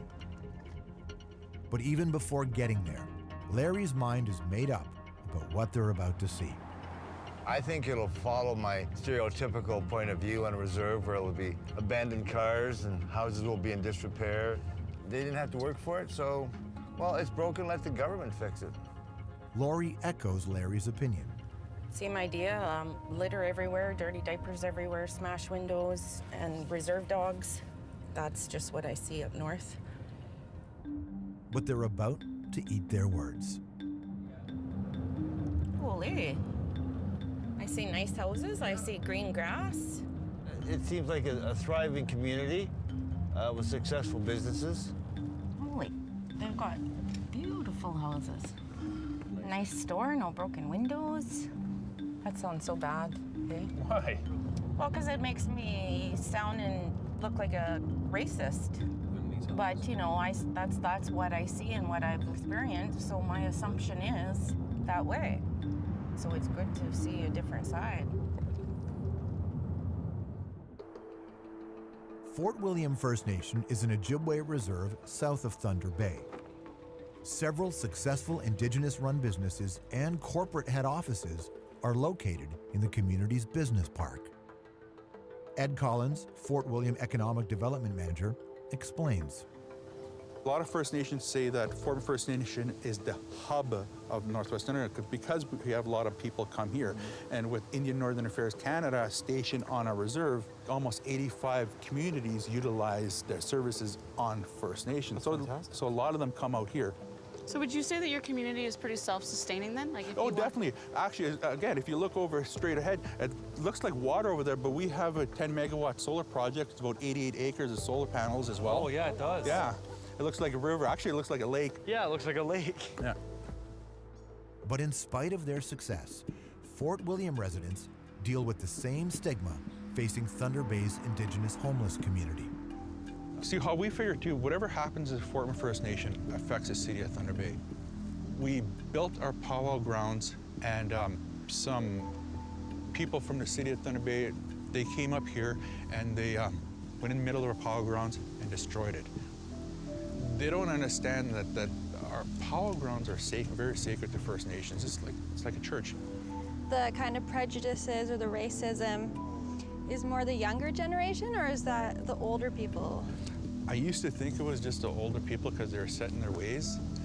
But for me, growing up, I've seen it. I have a son that's 26, a daughter that's 21. They've seen it from their age groups as well. So I was kind of saddened to hear that.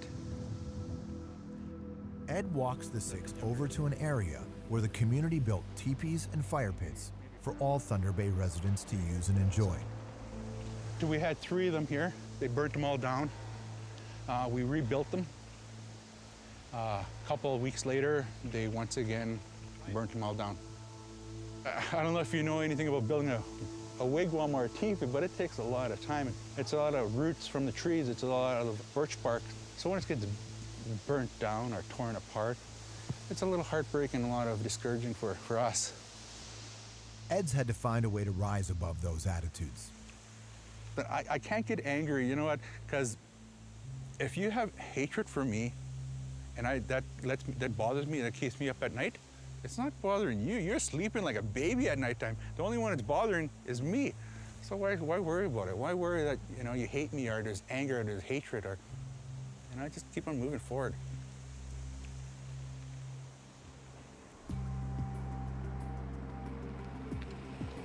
The Six split up to explore the community and meet some of the people that live here.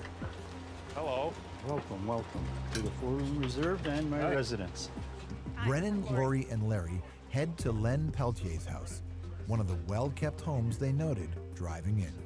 So it's beautiful back here. It is very nice back here. They're treated to a wild game dinner harvested by Len himself. We got pickerel, salad, potatoes. If you want moose sausages, there's moose sausages. Hi, how are you? Meanwhile, Stephanie, Jackson, and Samantha traveled to a different part of the reserve to spend the night with Stephanie McLaurin and her partner Mitch. Oh, this is beautiful. Thank you. Is it your home or a cabin, or is it? This is our home. Tonight, takeout is on the menu. Oh, they look good. That looks so good. But it's the conversation after dinner that is the real main course. So my experience was living in an extremely racist city as a visibly Indigenous woman, experiencing several incidents of racism over my life, And it was like very clear while it was happening that it was because I was an Indian. Stephanie is an activist working towards a degree in Indigenous governance. She's helping heal her community after decades of racism. One of my things I've been working on is looking at internalized oppression and overcoming internalized oppression and what that looks like. And through that research, one of the last statements I was left with, that internalized oppression may be one of the biggest challenges Indigenous people have to face. That's what's missing with the racism discussion, just how it's taken in, and then I produce that belief in myself. Through her studies, Stephanie's traced this issue back to the start of Confederation. Under the Indian Act in Canada, we're not actually human. That's what the Indian Act does. It serves to dehumanize us. It's creating a certain class of citizens. So me not believing in myself and having these awful views about being an Indian, that's by design. I was designed to feel that way. And I'm breaking the design by saying, no, that's not the truth. I'm not a dirty Indian. My value isn't less than. I don't learn differently than You're other not some people. drunk. Yeah, you know? exactly. Yeah. Yeah. We're branded drunks and, like, you know, unworkers. You know, Yeah, we don't work. lazy. Yeah, we're on welfare all the time. Like, I can tell that makes you really angry. it does. It really does. Even like trying to get jobs, you have to prove that you're a really hard worker to even be like treated the way everyone else is being treated. Like it's twice. It's hard. The conversation resonates with participant Stephanie. She is secretly struggling with her own newfound Indigenous heritage. I recently found out that I have a Métis ancestry. Prior to that, I just assumed that I was European. There was a time when I couldn't even talk about this, never mind even like trying to like put that out there for other people to consider. I had a lot of shame for a long time about being Indigenous. I had a lot of internalized racism, oppression. I didn't believe that I could go to school. So I had a lot to unpack, and I think that is a common thing for Indigenous people in Canada and the United States. Did you feel as you got older too? Like as you got old, you matured more and you just became more comfortable in your own skin? For Did sure. that play a part? I think it played a part, and also the learning played a major part. So my Right. education played a major role. And it's something that I still battle with. Like, I think that narrative will be there for a really long time, but I can overcome that now. So now that I'm in a place where I can talk about it, I do try to talk about it with, like, especially like the youth in the community, or just out when I'm like, whenever I encounter these conversations, to say like, yeah, there was a time when I really hated being Indian. As she contemplates the future of her own identity, participant Stephanie has to decide if she's ready to overcome this narrative herself. Thunder Bay, Day 3.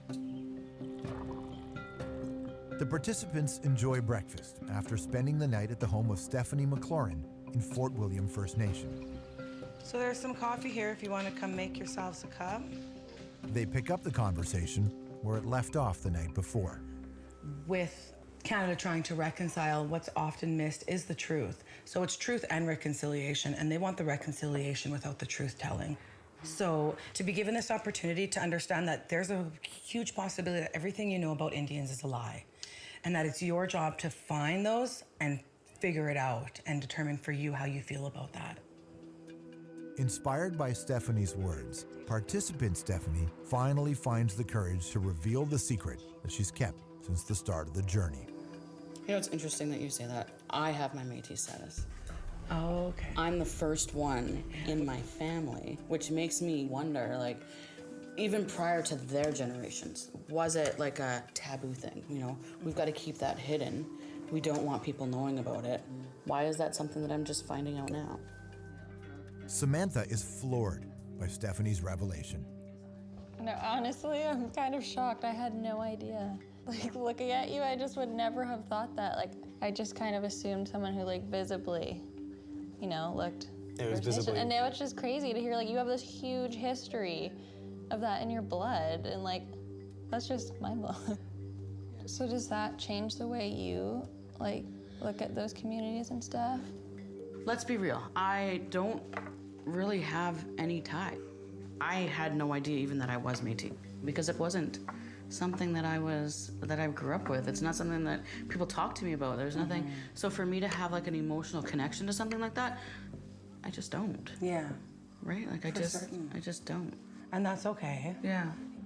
You should just try to be really gentle with yourself because there's like a lot, like it can be really triggering, especially when you start unpacking it. And if you're coming from the background that you were sharing where you had all these ideas, you not only have to find out that you're Indigenous, now you have to overcome a lot of things that you believe that aren't necessarily true now about yourself. Now it's personal, right? But for Stephanie, it isn't about connecting with their Métis heritage. It's about the so-called perks that comes with ancestry. It wasn't until I had kids where I started thinking about it. When it comes time for them to go on to post-secondary education, will there maybe be some grants for them? Absolutely, there might be. I mean, that's definitely, without a doubt, a perk for them. For sure, and I think that we also have to be really careful with how we use the word perk because in order for your children to get that, they had to be so far removed from it. So is it really a perk when historically you're maybe getting back something that you should have always had? There's very little perks when we think about what should have been and now what we have to go get in order to fight for some of those injustices that we face. You have a great opportunity in front of you to learn a lot about your past, to begin to unpack a lot of things that you might have carried for the last 35 years. Now that's your lens, right? So whereas before it was outside looking in, now you're inside looking out.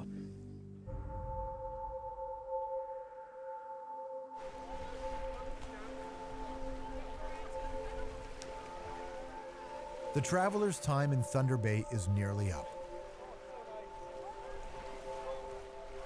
Stephanie is left with a lot to reflect on. She's starting to realize that reconnecting with her Métis heritage goes much deeper than she first thought. Because of my newfound background, the last 2 weeks, I've been taking a lot of it in and really sitting with it because of what I've found out, right? Like, there's so much information that I had no idea about. I want to know more just because I never had the parents to talk to about it, the aunts and uncles, the grandparents, because they never talked about it. Maybe it was the fact that they didn't want me to identify as having Métis or Aboriginal ancestry because they didn't want me to have that stigma attached to me. That's fair, but I'm not okay with that.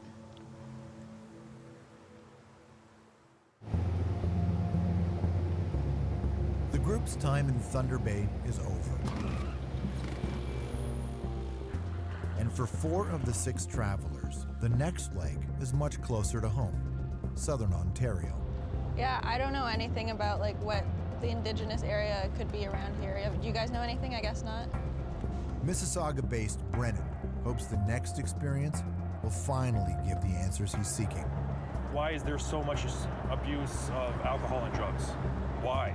I know that there is. They say that, oh, the parents are doing it. Okay, why are the parents doing it? Is it a cultural thing of abuse? What is the link to all this? As they approach Larry's hometown of Brantford, he's intrigued. Being from the area, I've never actually sat down with an Indigenous person and discussed their concerns from their perspective. What the 6 don't know is that they're heading to the Woodland Cultural Centre. Formerly the Mohawk Institute, it was home to Canada's longest continuously operating residential school. Today, the neighboring 6 nations of the Grand River Reserve has transformed it into an interpretive learning center. But for Lori, the thought of residential schools is tied only to the financial settlements the federal government gave survivors. They got a lot of money and it turned into a show. That's just all you hear. That's just all you hear. Residential school, residential school, residential school. That drives me nuts. She's about to get a whole new perspective on how deep the effects of residential schools still are. Good morning, welcome. Kaylee Rubin is a cultural interpreter at the Woodland Cultural Center. Residential schools were put in place to take children out of their Indigenous communities, take away their ceremony, their culture, their language, their identity. This went on right until 1996. This was called aggressive assimilation by the people that were in power. We're gonna see the dormitories of the kids, the basement, the hallways where the kids couldn't even go to at some of them. So just watch your step when we go in and we'll follow me up this way. Under extensive renovations, the building is closed to the public. The tour offers a rare glimpse inside one of Canada's darkest chapters. Kids were here as young as 4. They kept the sexes separate and made sure that if you had siblings that you were also removed from them as well. So complete breakdown of family dynamics. This was a dormitory for boys aged 4 to 7. So boys, they could have up to 20, 30 boys in this room, bunk beds all kind of along the wall. But this is a heavy place. You can imagine these kids going to sleep every night listening to kids cry or watching abuse happen, you know, across the room from you. A lot of isolation, a lot of loneliness, a lot of grief. And it right? closed in 1970, you said? 70. Wow. Yeah. That's so recent. So recent. My parents were alive. I was 13. Mm-hmm. But it's the basement where the most deplorable incidents occurred. So this whole area is what is called boys' playroom.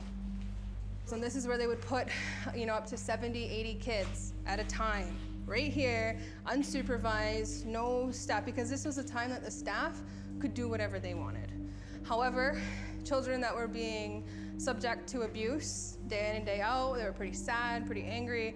Oftentimes they took that out on each other. So learning that kind of behavior, they would actually square off around those poles and it would become like a human boxing ring. Did any of the staff ever call out about this, or? No, they encouraged it. Kaylee takes the 6 to the laundry room, a place that had a far more sadistic use. This was also a place of punishment. Staff would get boys out of their bed in the middle of the night, and they were made to fight until either one of those children were passed out. Further down that hallway, off the dining hall, there's the boiler room. That was a place where staff, male staff, would take young children to sexually abuse them. They would take them to the boiler room because it was so loud that it would actually drown out the screams and the cries of those kids. So being in the basement, it definitely was a place where they could do those things to kids. For the 6, hearing what went on here is inconceivable. How do you guys feel being in this space? There's like no words. Right? No. Yeah.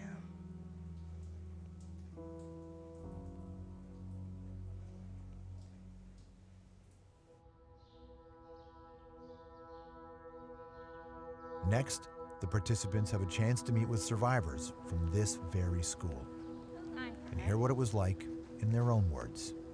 Hello. Lori. Stephanie. Stephanie. Lori. The women sit down with sisters Dawn and Roberta Hill. Hi there. Hi. And the men with Bud Whiteeye. Larry. Larry, Bud. Pleasure to meet Jackson. you, Bud. Hi, Jackson. So I understand that you went here? Yeah. Yeah. It's story time.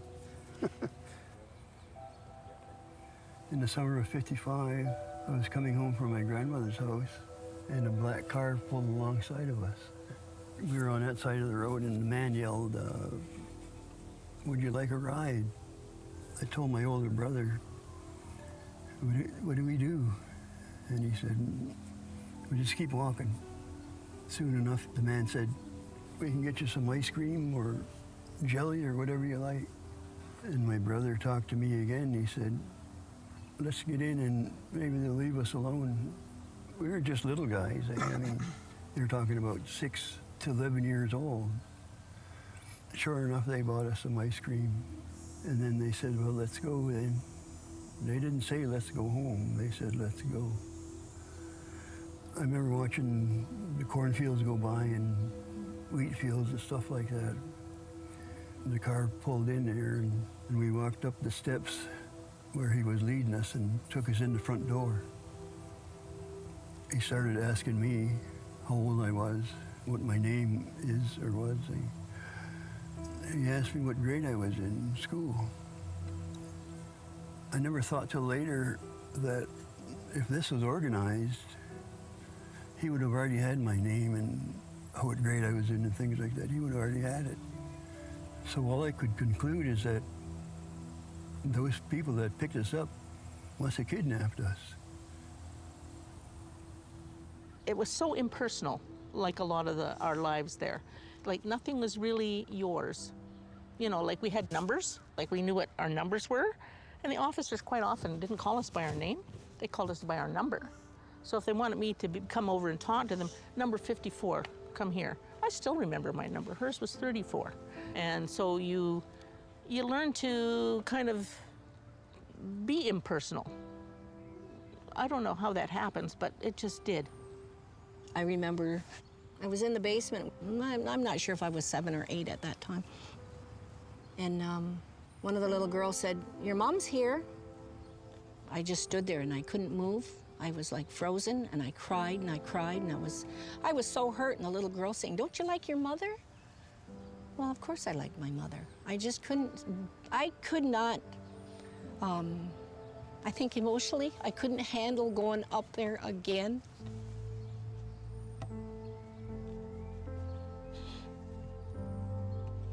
I couldn't handle going up there again and having to deal with this, you know, the age that you're at, the trauma that you have to go through. It's saying goodbye and not having, the only person in our world that really gave 2 hoots about us and that loved us was our mother, you know? And then after a while, that other little girl said, "If you don't go, your mother's gonna leave you." So I took off running. I went upstairs, I went and sat with my mom, and all I did was cry, cry, cry. And then the next thing that I remember sitting in the office across from Skin, like we called the minister Skin, that was everyone. I remember sitting in his office and sitting on his lap. And that's where he didn't comfort me, he didn't give me any comfort saying, you know, talking about my mom and how much I missed her. He started to fondle me. He sexually assaulted me in that office, you know? And I really, as a child, you don't know. You don't know what, I had no clue what he was doing. Absolutely no clue what he was doing until he overpowered me.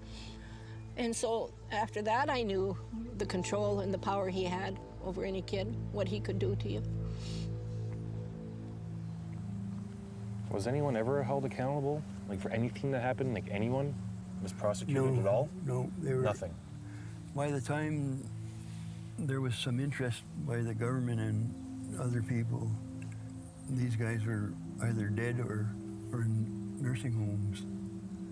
The last guy was in a nursing home when they tried to interview him, and he blamed everybody else. He blamed this officer and that officer.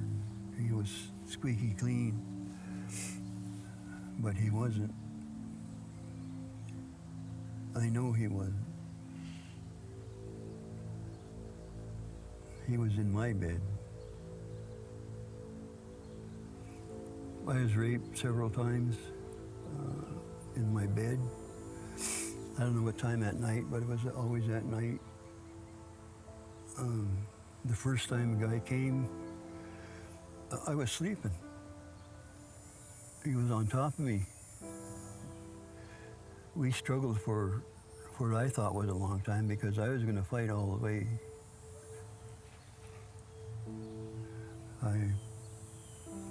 I didn't cry, I just knew some bastard did something to me. The next morning, I looked around to see if any of the boys heard anything, but nobody was looking at me. Nobody said a thing, which made me happy. I wasn't going to talk about it. It was going to be my secret till I died.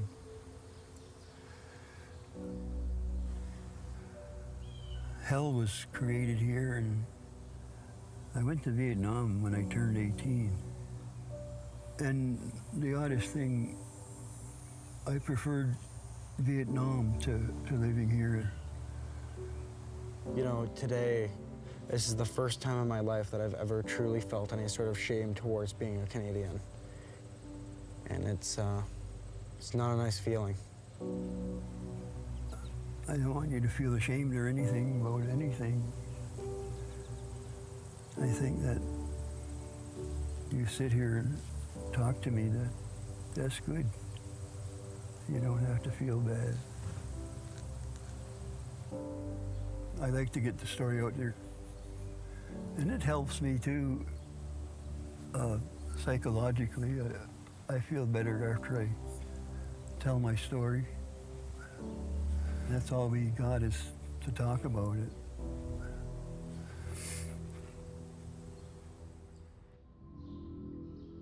Listening to Bud, Dawn, and Roberta share their truths has had a profound effect on the participants. Kaylee hosts a sharing circle to reflect on the experience. Larry is still reeling from it. What's mind-boggling for me, other than the atrocities we've just learned of, is I grew up 30 miles south of here, and now I live in Brantford. I didn't even know this place existed. Why wasn't I taught this even in school? Do you feel like it's almost like changing the lens, you know, to what you're seeing? Like you've been seeing under a very colonial lens up until this point, you know, even the stereotypes and misconceptions you brought. All of a sudden, this is putting in a new lens of how to see around you, right? How to see what's actually happened, right? The missing piece. For Brennan, it's this missing piece that finally provides answers to the questions he's been trying to solve. It's hard to put into words, like, because we all grew up, I think, with this conception of how great Canada is. It's still, in my opinion, it's still a great country. I'm not going to take that. I'm still proud to be Canadian. But it's giving me more context of to what your people have been through. Mm-hmm. And I hope to share stories of what you guys tell us with other people. I hope to give them more context of what's happening. It goes along that, well, it's in the past. Forget about it. But we're still living with the results of colonization. You know, we often just concentrate on the kids and the residential school and their experience, but it's also the families that were torn away from their kids, right? In an Indigenous culture, our children are the very epicenter of who we are, right? Because we're passing on that knowledge, that information. And when you take that very core, you take the very core of who a people are. And I agree that money isn't gonna fix our people. It's not gonna heal our people. And I don't think the government or the churches are gonna heal our people. We have to heal ourselves. Because even in our own communities, residential school isn't something that's talked about. It's so hard, like what you guys went through in that school today. It's not a feeling that you want to get to all the time, maybe like to get, you know, so it's a very hard subject to talk about, but it's something that has given me personally my identity back.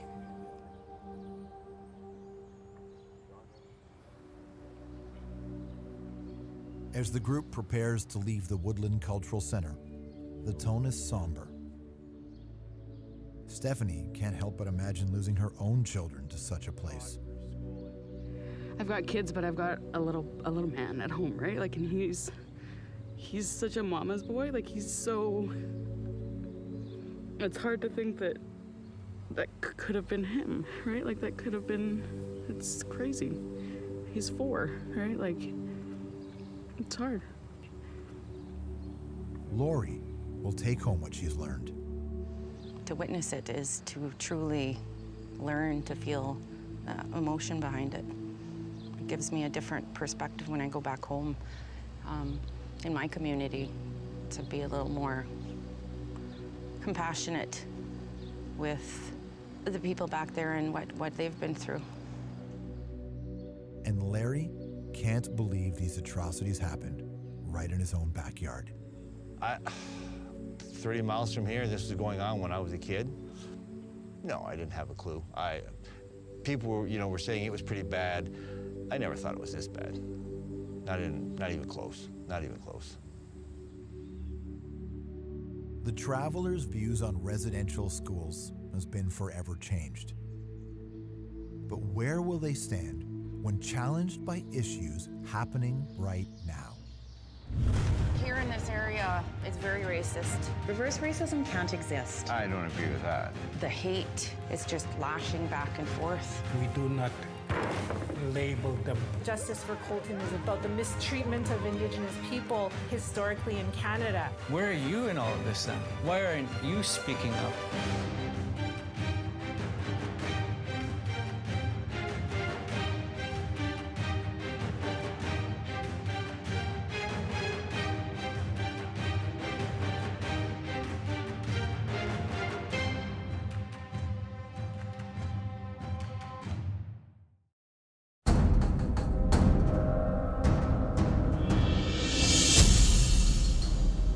What do some Canadians really think about Indigenous people?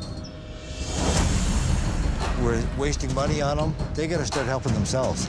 You do see a lot of poverty. There's just squalor and shanty towns. You're just thinking that we're out breaking in and doing drugs. Well, you are. I don't think I've met anyone who may be Aboriginal. And all you hear is, oh, it's the white man's fault. Don't be mad at us. The card of racism is played a lot, and I think it's overused. I think it's time to quit playing a victim. Get over it. Stop whining about it. For heaven's sakes, it's been over 150 years. Get your together. The second you mention anything, you're a racist. Few Canadians have ever taken the time to get to know Indigenous people or spend time in their communities. This group represents those Canadians. They've agreed to leave their everyday lives behind and embark on a unique journey deep into Indigenous communities across Canada. So your journey starts here, and it starts today. Brennan, first-generation immigrant. Why are you blaming me for problems? I didn't create these problems. Suburbanite Samantha. I'm sad to say, but I actually am not familiar with Indigenous communities at all. Stephanie, mother of 5. It kind of upset me when there's these perks given to people that don't necessarily use them. Lori, former corrections officer. Still playing the victim from their great-great-great-great-grandparents. It's both. Jackson, student. We have to look at some of these past events. Even though they were horrific, it's time to move on. Larry, wholesale manager. Like, only white people can be racist? It seems to be all the rules they make in this country now are against me. On the last part of their journey, the travelers took to the streets in Thunder Bay. What I'm taking away from this is an idea of not judging. Then, Stephanie revealed a suppressed family secret. I have my Métis status. I'm kind of shocked. I had no idea. And a meeting with survivors forever altered their views on residential schools. Hell was created here. Why wasn't I taught this even in school? Now, the group will face their toughest challenge on the journey so far. Here in this area, it's very racist. As they cross over to the other side of one of the most divisive trials in Canadian history. That's what Justice for Colton is about, the mistreatment of Indigenous people historically in Canada. And set out on a final path towards healing. Where are you in all of this then? Why aren't you speaking up? I don't ever want to be as ignorant as I was again.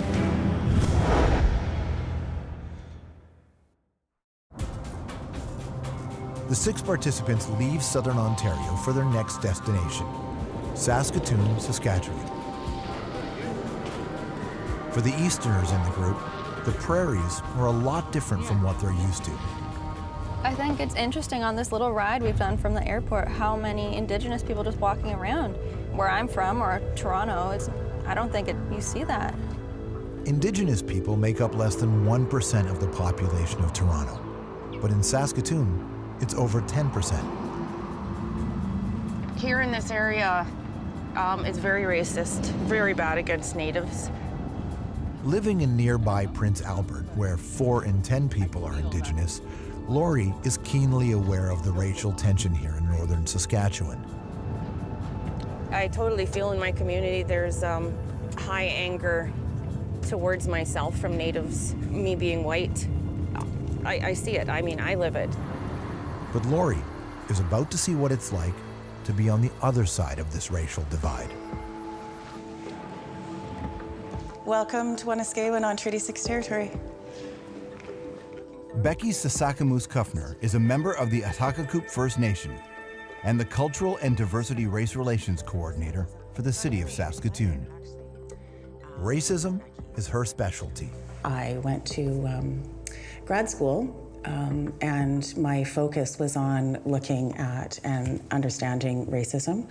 And so that has allowed me to be able to kind of come to terms with how is it that we can continue to have such unequal social outcomes for Indigenous people. There are huge disparities between the Indigenous and non-Indigenous community. What is it about these circumstances that is disproportionately making it difficult for Indigenous people to succeed? It is the value that is placed on racial difference.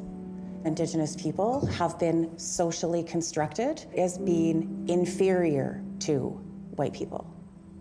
It's whiteness, not white people necessarily, but this social construction of whiteness as being superior to people of color and Indigenous people. We have to recognize that, holy cow, like this whole society is basically set up for certain people to do well in. So why is it so hard then for non-Indigenous people and white people to admit that they have privilege? But the concept of white privilege strikes a nerve with Lori. When I hear white privilege, it just pisses me off. I mean, I wasn't well off. I didn't have the perfect life either. It's just the word. Privilege doesn't mean that you're automatically just handed things that you didn't have to work for. It just means that your skin color wasn't one of the things that were a problem for you. But Larry does consider his skin color a problem. Oh, well, middle-class white guy. It seems to be all the rules they make in this country now are against me. Like, only white people can be racist? Okay, from a white guy's point of view, I've experienced racism towards myself. You've That's experienced prejudice, not racism. Reverse racism can't exist. British people came here and they imposed an entirely different worldview that Indigenous people now have to abide by. And all of the institutions now that we have, the justice and policing, corrections, that is European. The education system is all European. It's imposed upon Indigenous people.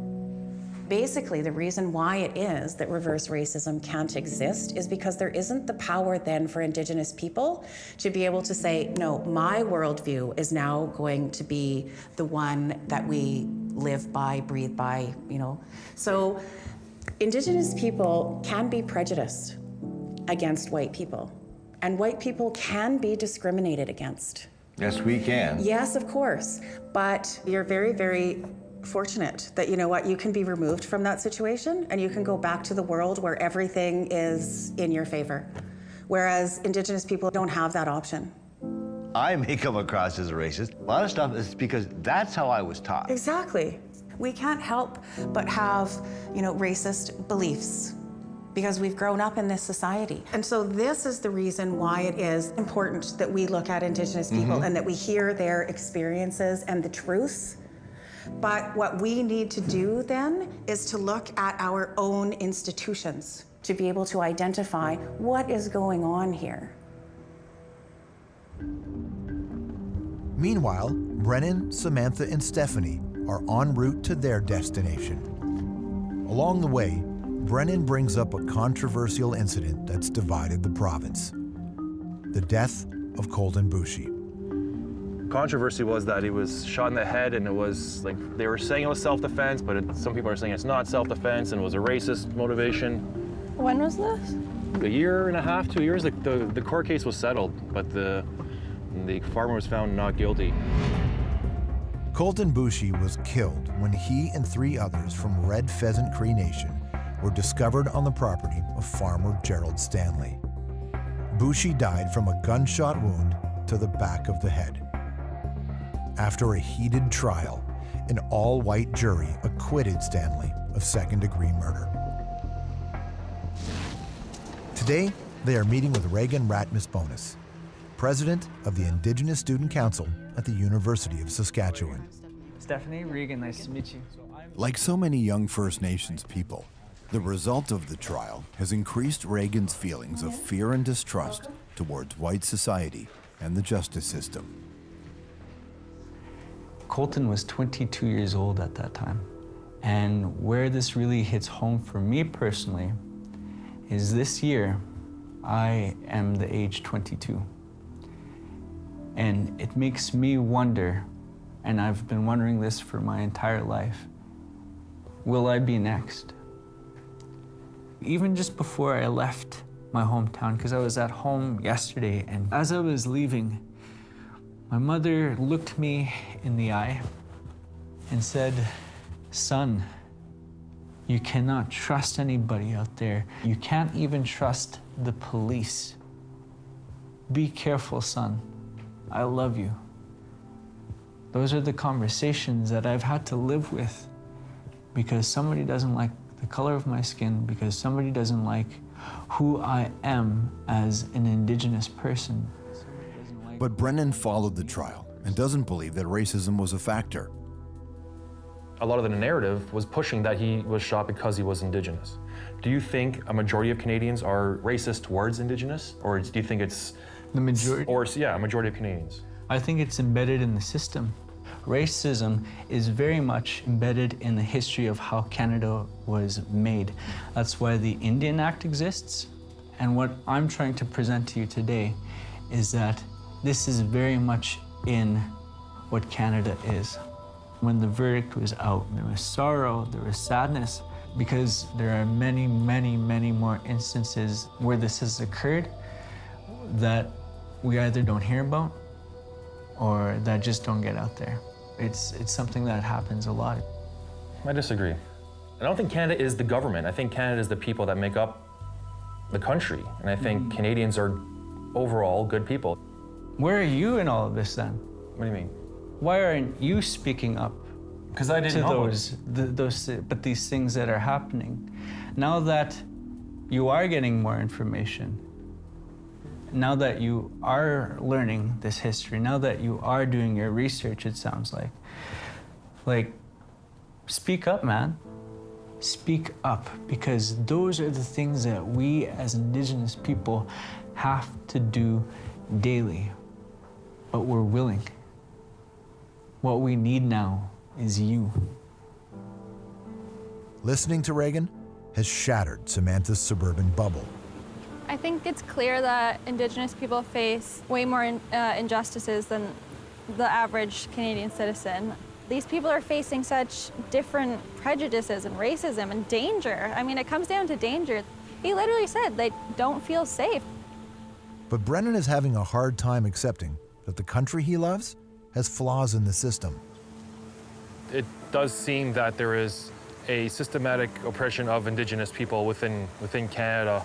But my brain is trying hard to suppress that and not accept it as fact, because we've grown up believing that this country is so perfect. It's been a day of tough conversations.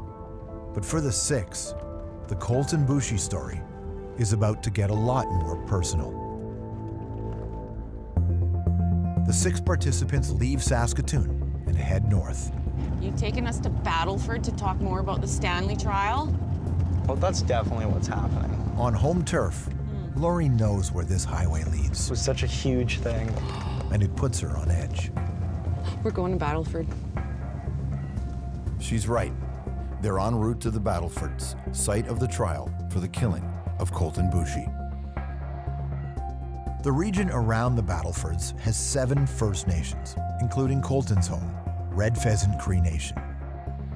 Here, there is a lot of resentment between the Indigenous and non-Indigenous communities. Today, the participants are meeting with residents from these First Nations at the offices of Sunchild Law, legal counsel for Colton's mother, Debbie Baptiste. As they enter, the air is thick with tension.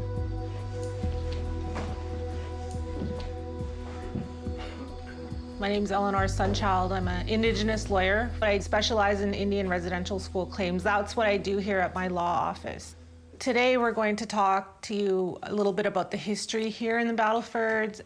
Colton Boushie's case illustrates a lack of humanity. Like, even the media turned Colton into a criminal, turned those kids into criminals, right? It became a trial within a trial of those Indigenous youth. That's what Justice for Colton is about. It's not just about his death. It's larger than that. It's about the mistreatment of Indigenous people historically in Canada. I was born in Over 2 days, the 6 are introduced to locals who share stories about what life is like from their side of the divide.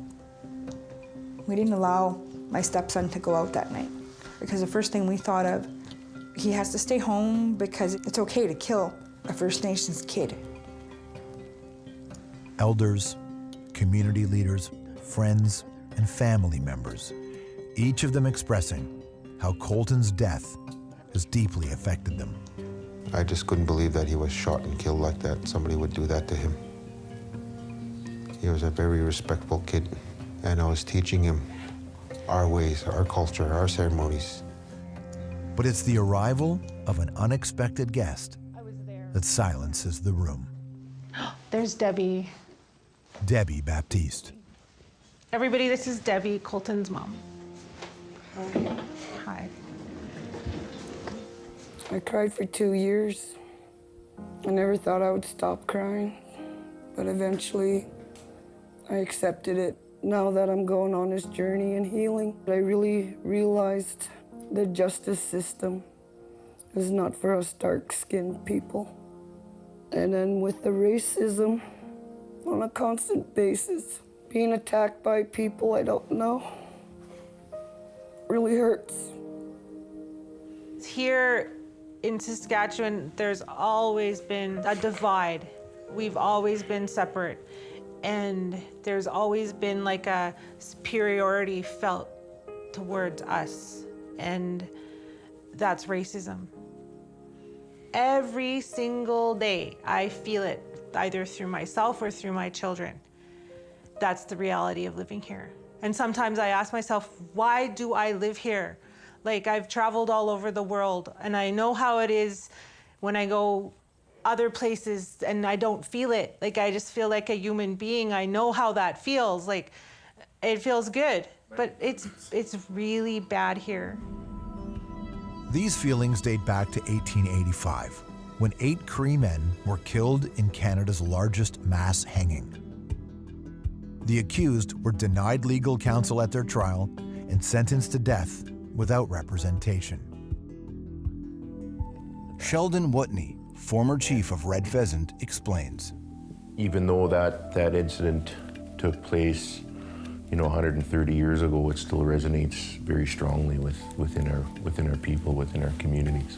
We look at the Northwest Mounted Police, we look at the RCMP today.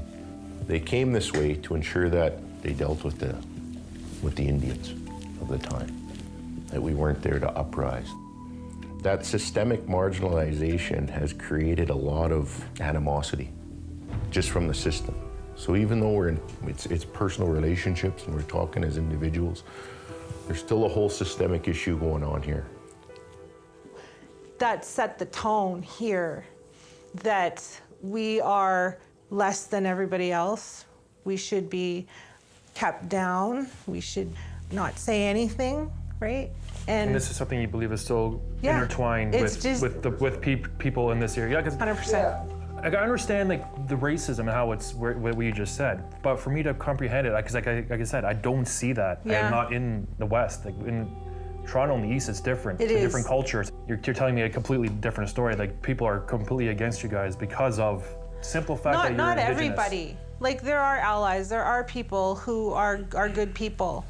I think that's one of the scariest things is that post-trial and verdict, it's actually, we're almost experiencing a rise in those types of comments. Living in a community where 40% of the population is Indigenous, Lori is well aware of the hatred that exists. Yeah, I'm from Saskatchewan, so I see it. I see a lot of it. I see exactly what you're saying, and I also experience it as well. There's such a divide. Prince Albert's my home. It's really bad there. The violence and the drugs and the hate is just lashing back and forth and destroying the community. It takes education. We need more places of healing. We need people just to be kind and consider the backstory of why that person's homeless on the street. I understand that, but When is there accountability for the behavior? The behavior is a symptom of the trauma. What I noticed with working with Indian residential school survivors specifically is when one person starts healing and starts talking about their story and is encouraged and supported, others have the courage to do the same. I totally agree. It's incredible. So it's just like starting that process and making it like safe for people to talk about their sexual abuse, making it safe for people to talk about their abandonment or their grief, and then they can heal. Like, it's not gonna be overnight. No, of course not. But of course not. You start with one. You start with one, and then others will follow. For me, I always think like everything's for a reason. And if this was like the reason was to bring awareness to this hatred that we're doing to each other as human beings, then that would be it. And that helps me kind of continue on with my fight to try to bring light to everybody that we're all human beings. I don't know where your heart or your mind's at, but then as I see you're a lot of friendly people, and maybe you could go home with the story and maybe you could just, by one person, change that one person's way of thinking. But we don't need to live in this world with hate. After 2 days together, the gap separating these two sides seems to be much smaller than when they started. But for Saskatchewan-based Lori, it will take much more to bridge this deep chasm of mistrust. I feel the empathy and the compassion for it, but I also can't move forward and be much help when I'm almost the victim of the negativity, because it's lashed out that I'm to blame. They're my neighbors, and I feel it too. Tomorrow, Lori and the others will experience the healing happening right in Colton Bushy's home community.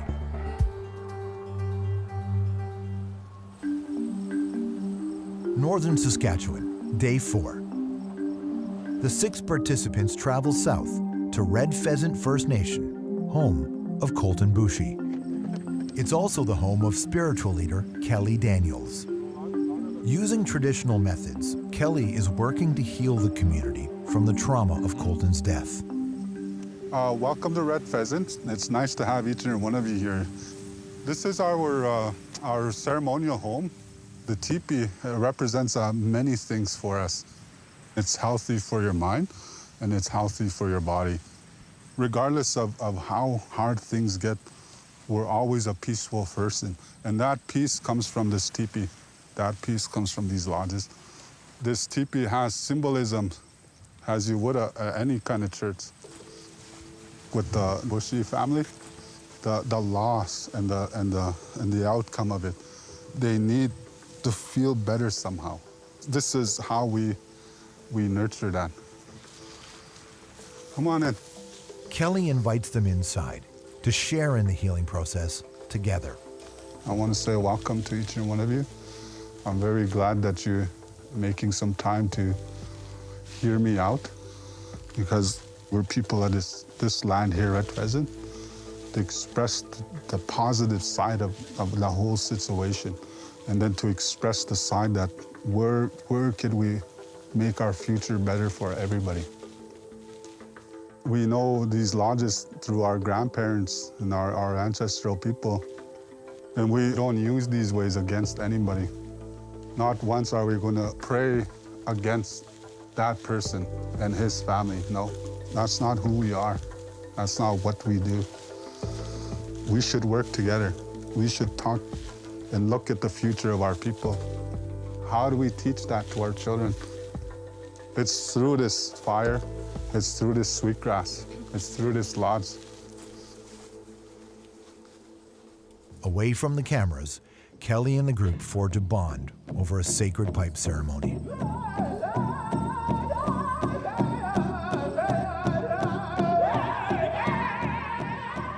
Soon after, members of the community gather in full regalia to showcase the beauty and spirit of their culture.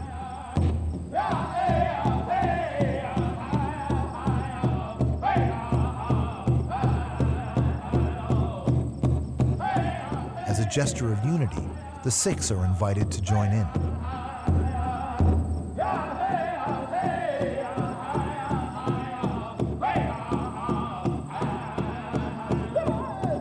For Brennan, the time spent in this region has left a mark. I had no idea how big the Indigenous culture was here and the racism and stuff that they do face. I had no clue at all. I was so naive and ignorant coming in here. But I think the bigger picture is that we need to help Indigenous people more than we are. They're not asking for more, they're just asking for equal. The Six continue their tour of northern Saskatchewan.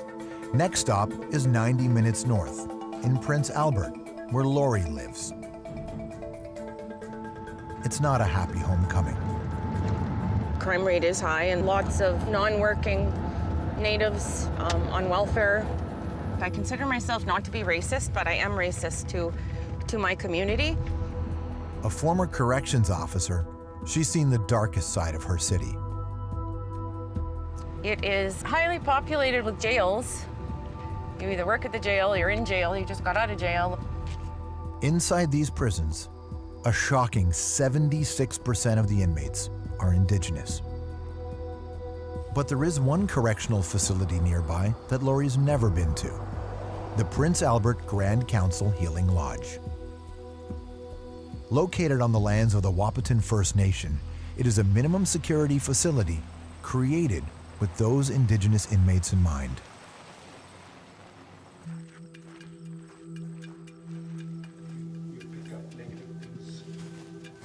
Leonard Ermine is an elder employed by the Healing Lodge. He welcomes the Six with a traditional smudge ceremony. When we smudge you, we cleanse you so that you can have a clean mind, a clean body, and a clean spirit, so as you can focus on what you're doing in here, because otherwise your mind would be wandering around. In our traditional way, this is how we start. Each day, Elder Leonard works with inmates, or relatives as they call them, to pass along traditional knowledge and teachings. All these values and that we learn, and this is what we teach them. Who am I? Where did I come from? Where am I going? All these teaching that we have learned from our elders. Thank you. I have one little animal in here. It's growling like a lion. It's showing I'm hungry. So let's go eat. The ceremony is followed by a meal prepared by the relatives themselves. It's a chance for the participants to get to know them as people. I'm Burl Stonechild from Topeka's East Reserve. I'm a lifer. Here, we're starting to learn what it means to be traditional people. They help us, and I'm really thankful to be here. My name is Enoch Cusans from East Coast First Nation. It's about a 4.5-hour drive from here. I enjoy being here because it's a learning experience for me. My culture back. You will learn who we are. We will teach you what we know from our ancestors. These relatives will teach you. We do not label them because we've been labeled. More than what you're doing. Yes. After dinner, Elder Leonard invites the Six to build teepees together with the relatives. We have to raise this teepee up. More than just a shelter, the process includes important teachings at every stage. The first 3 that they're gonna tie up represents the man, the woman, and the child. It's all in a circular form. The circular form in that being our families. Each and every one of you will be taking a teepee pole and placing it as part of the family. everyone pitches in and plays a part in the construction. The first pole that they're gonna pick up, that represents obedience. Next pole, respect. To learn to have respect for yourselves. This is the happiness, to be happy in your lives. The next pole, love. And these poles represent these values. You learn these values, you begin to understand who you are. Samantha gets the honor of adding the final touch. You're not gonna fall. People are there to hold you. Okay. It's all trust, guys. Good, you got it. The teachings involved throughout the process resonate with the participants. You can't put the teepee up alone. And so you have to use your family to put it up. And so that helps bond the family even more because they're building a shared shelter. There's so much meaning into everything they do here. It's not just building a teepee. Each pole represents a different aspect of life that they're going to apply in the real world when they get out of here. The teepees will serve as the group's shelter for the night. Look at this. Tomorrow, they will take to the land to experience the healing process firsthand.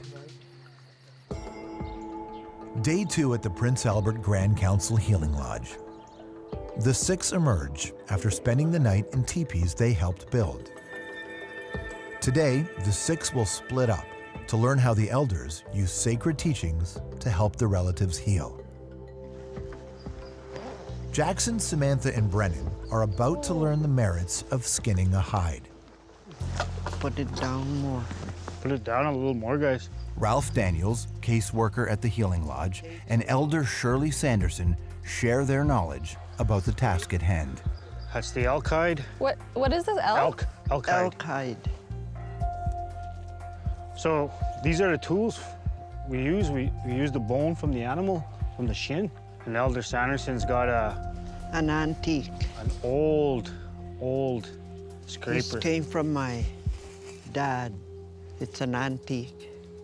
It's older than me. So this is our way of life ever since I can remember.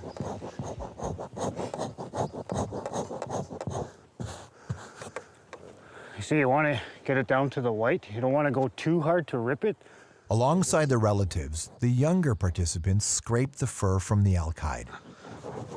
It's hard, honest work, and the benefits for the relatives go much deeper than the act itself.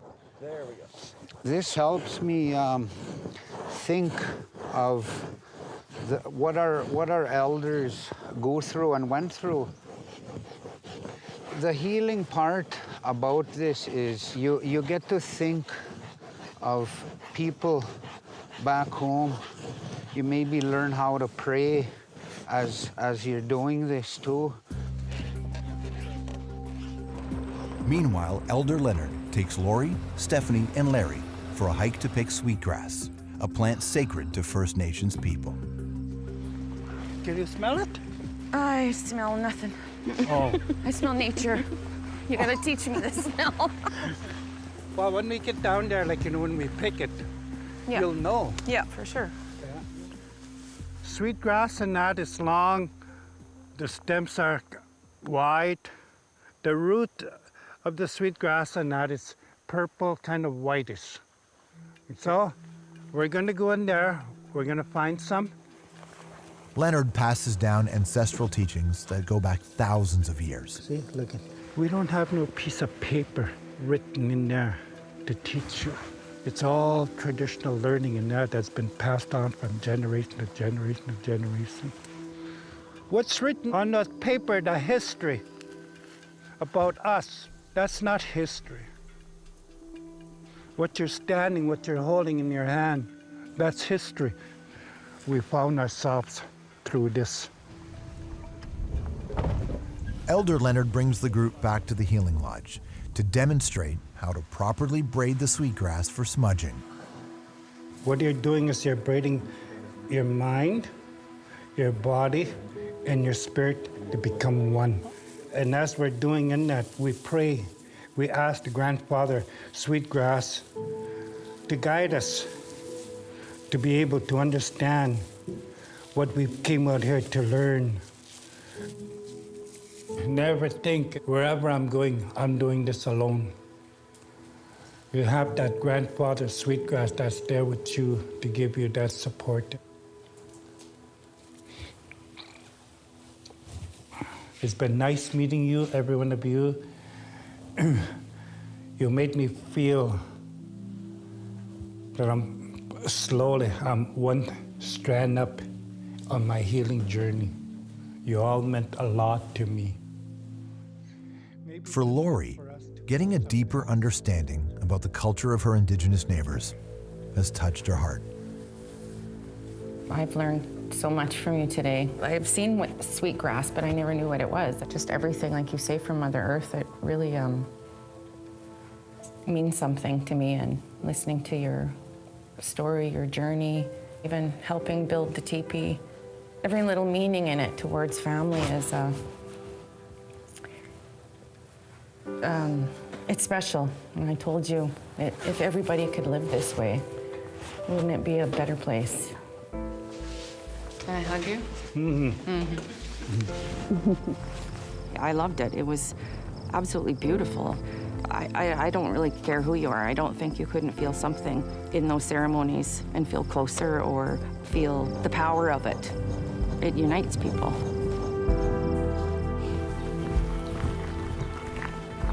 The group's time in Saskatchewan is over.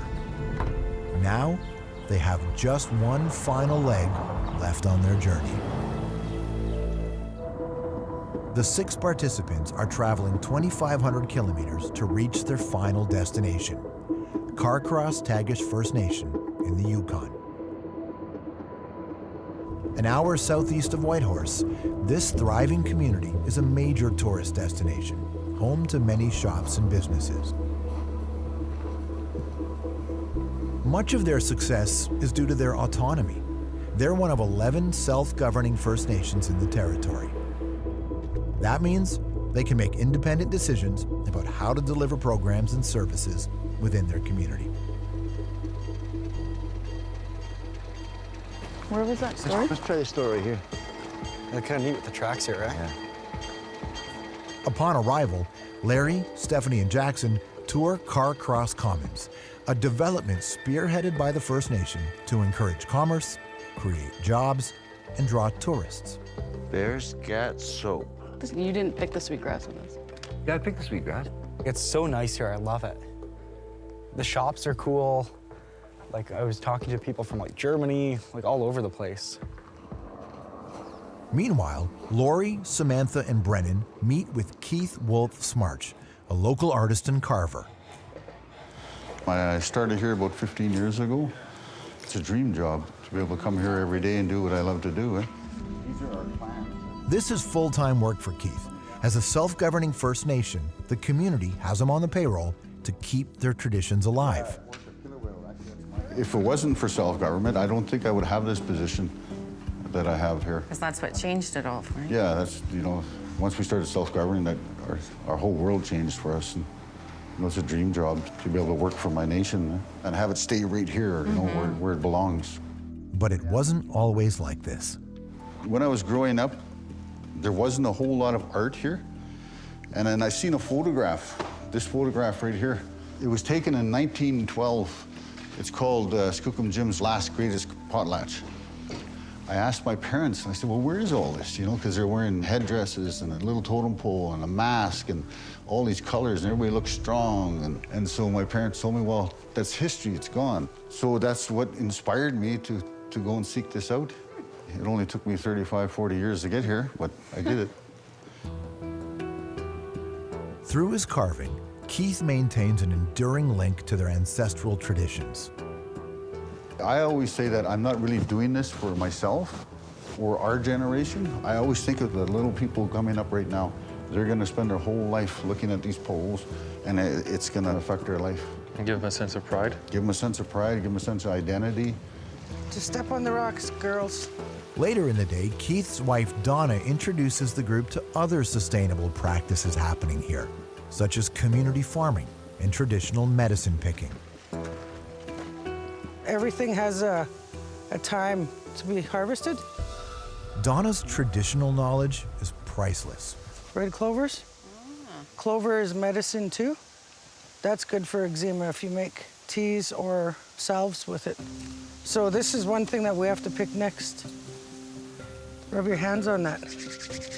See how big it gets? Oh, very minty. Minty and sweet. Yeah. Like Keith, Donna's full-time job brings tremendous value to the community. All of our processing. This is all of our different teas and salves and medicines. While staying firmly rooted in tradition. Every single one of them. This is what our people have been doing for thousands of years, and it's trusted. You have less faith in the drugstore taking pills rather than taking natural remedies. To wrap up their time together, Keith and Donna invite their guests out on the water to harvest some fish and enjoy the Yukon's breathtaking beauty. We used to get 60 fish a day, clean them, and then we dry them for the winter for the dog teams. See where it's in there? There. Seeing the merits of Indigenous self-governance hits home with the participants. When I started the journey, I thought self-governance for First Nations was asinine. But now that I've experienced areas that are on their way, self-governance, I think, can be a very good thing for the First Nations and for Canada as a whole. That's totally changed my mind. And I feel like the culture is not only embraced by them, but the people around here, right? Like tourism. Everywhere you go, you see Indigenous artifacts, Indigenous paintings. People embrace it. All cultures embrace it. The day ends with a feast where local children share a traditional dance. For the travelers, seeing the future of this thriving community fully embrace their culture is inspiring. But there is still one final step that remains. The group's 28-day journey is almost over. To commemorate the experience, a trio of elders, Ingrid Isaac, Dina Delaronde, and Patrick James, gather them around a sacred fire for a sharing circle. In the Yukon, you know, some of our elders have understood that we resolve all of our problems around the fire. We consider ourselves not outside of nature, but we're part of nature. We're part of the land, part of the water. We know the journey that you have all been on, and it's coming to an end. We've chosen the destiny feather for this ceremony this morning. So at this time, this is where we invite you to share any reflections that you've been on in your journey. We want to send you off in a good way to make sure everything in your heart and in your mind is resolved within yourselves. As per tradition, the feather is passed to the left. Stephanie is the first to reflect on the depth of their experience. It took me a little while to just open up and just take it all in, but I'm glad that I finally got there. Coming into this trip, me having Métis citizenship, it was just a piece of paper. Now it's more of a culture thing. I want to know about my ancestors. I want to know, why was it suppressed for so many years? The journey continues for me. It's something that I've got a lot of unpacking to do. I'm pretty sheltered. I'm not really aware of that much stuff that went on in Canada. We saw all the struggles people were going through. I'm glad I went on this journey to learn that, and I hope that I learned stuff that I can bring and share with people back home. There's a lot of things I'm going to bring back home with me on this journey, and a lot of it starts with me. A lot of the teachings I'll be telling my daughter. I'm kind of excited that I know more now. My lens has definitely changed. I think I have a lot more perspective than I did, and I have a lot more respect for the culture and a lot more understanding. Yeah, it's like being reborn. I, too, had preconceived ideas of First Nations people, how they lived, how they thought of us. And I was pretty well wrong in every case. Coming into this journey, I thought I had probably an above-average knowledge about the Indigenous people in Canada. But I found out it was woefully misinformed. So I was wrong, and they need more consideration and more understanding. This journey has truly changed my life. It's changed the way I think about things, and it's changed the way that I want to be and the person that I want to be. Even though this journey is over, I'm gonna continue expanding my knowledge. I don't ever want to be as ignorant as I was again.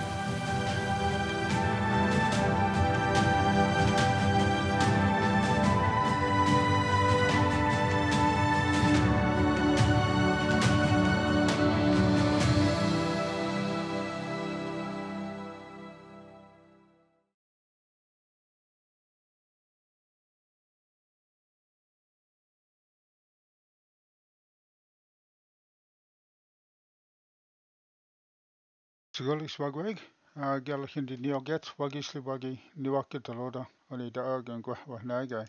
Ani, bonjour, Dante, Okinapi, How, Yonko, Yukotonlas, and thank you, everyone, for being here. If you enjoyed that, I hope that you will, if you're not already following, hit the little heart button and follow the channel so that you get you can find me easier, and then hit the little bell so you get alerts when I go live, because oftentimes my streams on this channel are pretty spontaneous, so you don't always. Um, I think at some point I hope to have more of a stable and regular schedule, but until then, if you hit the bell, you will be alerted when I do go live so that you can catch future streams. And tomorrow is Saturday, so tomorrow morning we may have a music stream. I typically I found that Saturday mornings are really good for a lot of people to be able to have time to come in and check out some of our music without without feeling obliged to kind of lurk with other streams going on at the same time.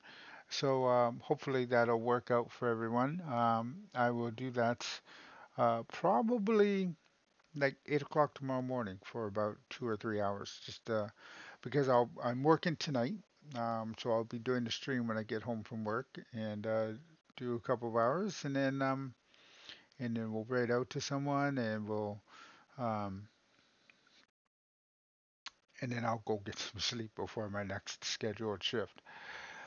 Now the whole idea behind this really this program I think is really important that we offer an opportunity for non-Indigenous people to get to see um, the lives that we really live, both urban and on the isolated communities, because you don't get that chance to see Indigenous people's lifestyles. Most people don't, anyway. So this is a chance just to get a little bit of a glimpse. But one of the things to keep in mind is if you are near an indigenous community, sometimes it doesn't hurt to kind of just take a drive out and, you know, get to meet some of those people. Go to a powwow, go to a ceremony, and learn about our teachings and our ceremony and our traditions, so that helps you kind of grasp an understanding of what's going on in these communities, and and how our lives really are going on.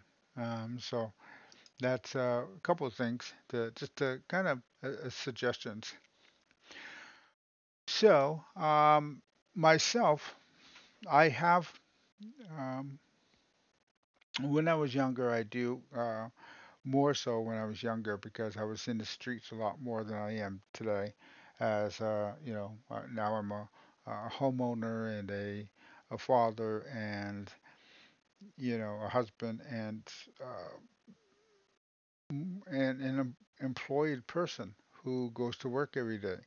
So I go to work, I come home, I stream, I hang out with family, we watch TV, we do all the regular, normal family stuff that most people do. So you're not about to see me hanging out in the streets um, with those who are either homeless or have addictions to drugs or alcohol, or who are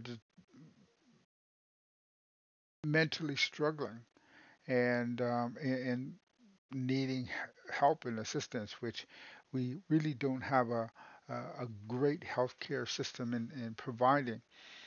And so there's a bit of a divide between what you see in the streets and what our real lives are like. And so it's completely understandable that the mainstream population have a certain perception of indigenous people because what else do they see? They don't get exposed to our ways of life um, outside of what they see in the streets, particularly in places like Vancouver or Winnipeg or Toronto, the bigger cities where there's indigenous populations around it that cause you to see, one segment of the indigenous population, and which is a very small segment, truly. Um, but you also don't get to see the struggles that we have in our own families, in our communities, with the intergenerational trauma that causes us to have violence against our own people, to have addictions within our communities. And those are struggles that we face every day, and we have to kind of override those struggles. We have to build programs to help heal ourselves in a way that will take us away from those struggles. And that's a challenge that's not going to be overcome in one generation. We had residential schools for over, like 150 years. It's probably going to take 150 years for us to get back to where we were, to living wholesome, holistic, sustainable, and healing lifestyles. So that is not, again, something that we're going to be able to do and in a short term. But all of these little steps that we go through to share our experiences is a step forward and towards that goal. So the secret is always keeping an eye on the goal. And yes, Jevajos, welcome in. Good to see you. And so we do have to take responsibility ourselves for a lot of our healing and progress.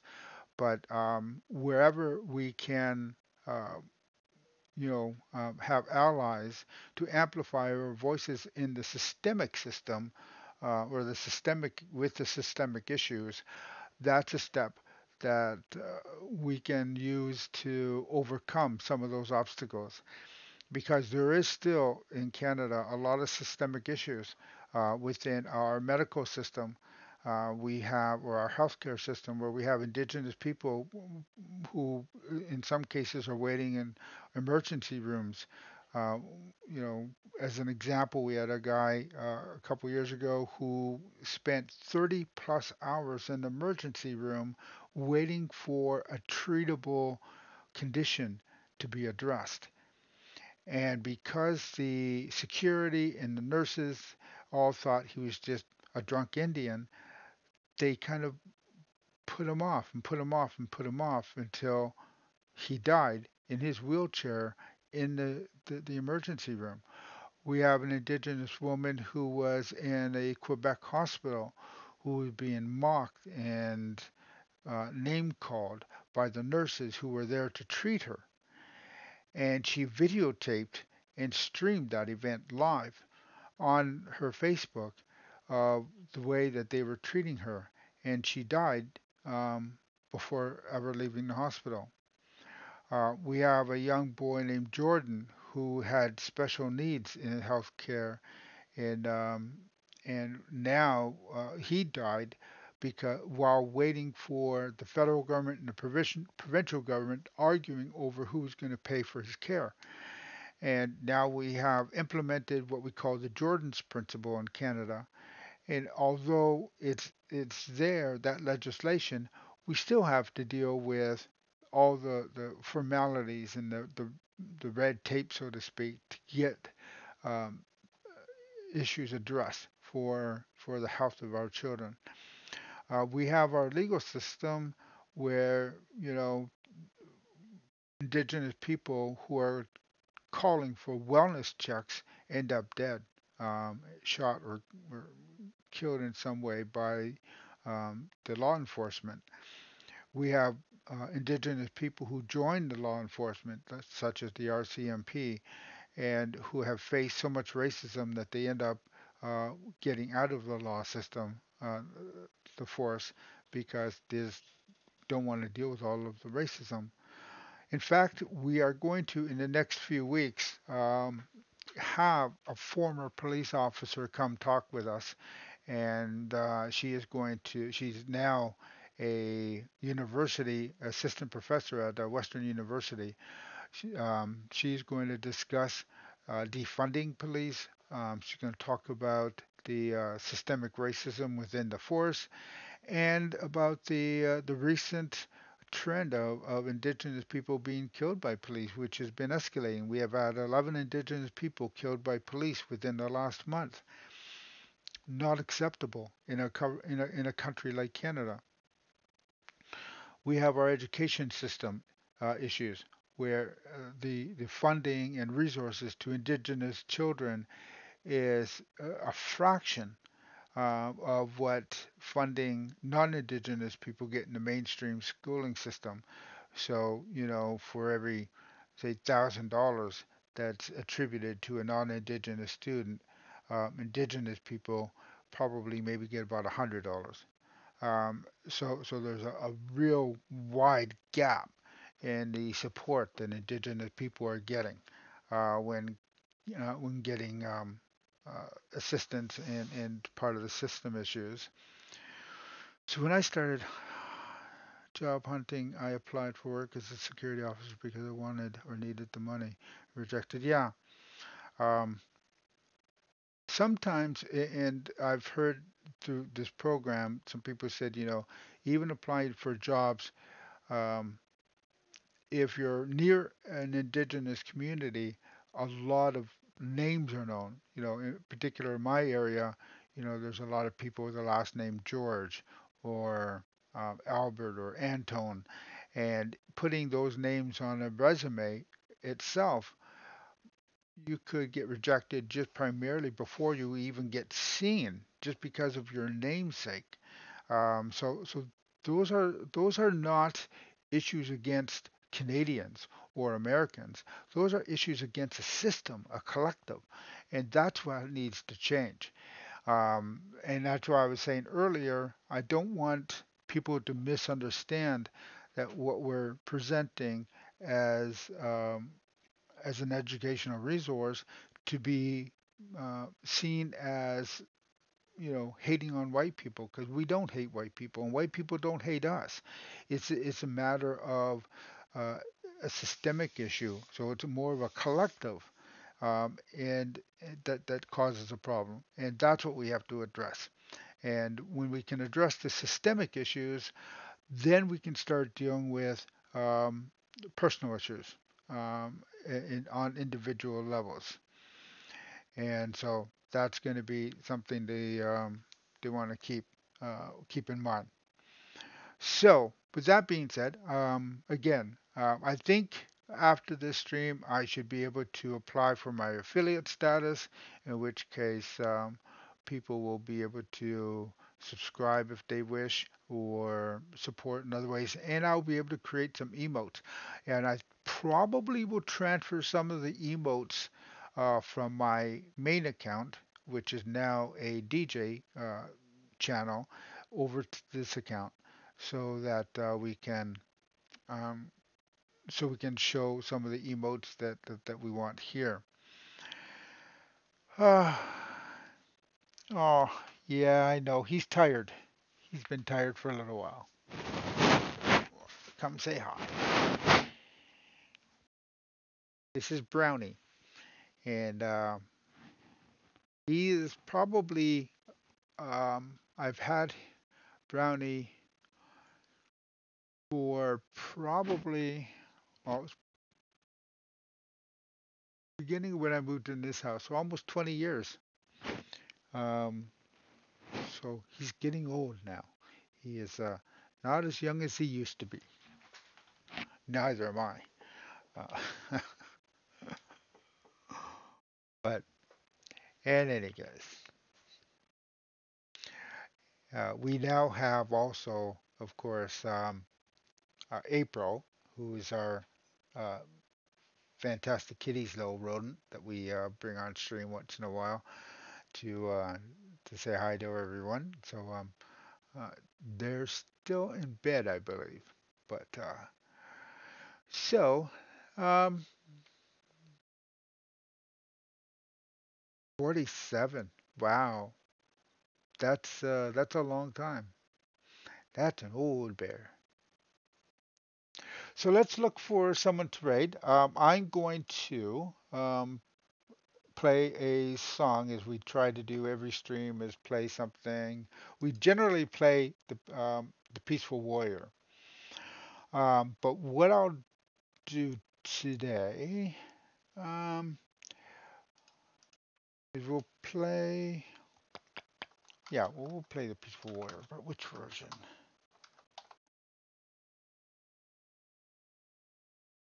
Helps if I spell it right.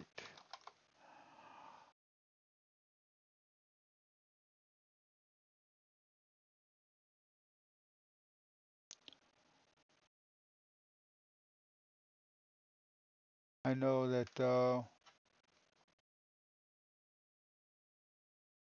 Okay, I haven't played this one for a while. We'll play the jazzy version. So let me get my mug off the screen here. We'll play the jazzy version. We'll get a version of. We'll get the raid calls put in the chat, and then we'll raid out.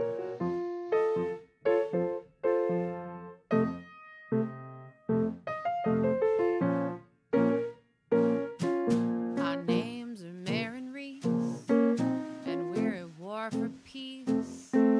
All senseless attacks we see must cease.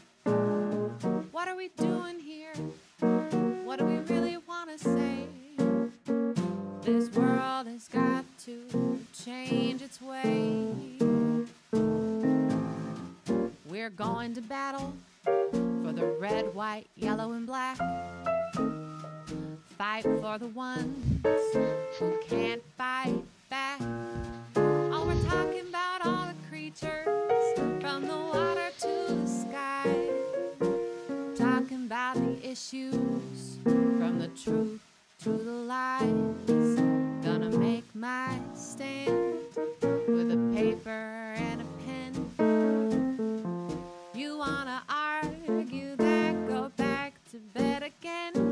'Cause you're never gonna win against what I stand for. So sit down and shut up and listen as I give my grand tour. I'm gonna target the corruption in our government, target the poison in our environment, the injustices to the people. Hit every target, I won't keep still. Gonna battle the battle of battles, shake up the cage till it rattles. 'Cause you'll never get rid of me till all of us are free. Our names are Marin Reese, and we're at war for peace. All senseless attacks we see must cease. Gonna fight for the red, white, yellow, and black.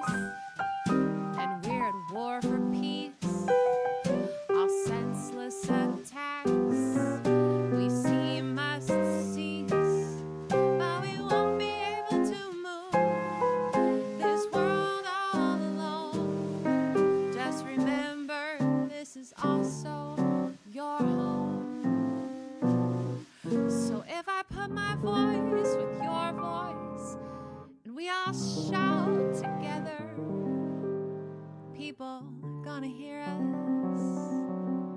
Things are gonna get better.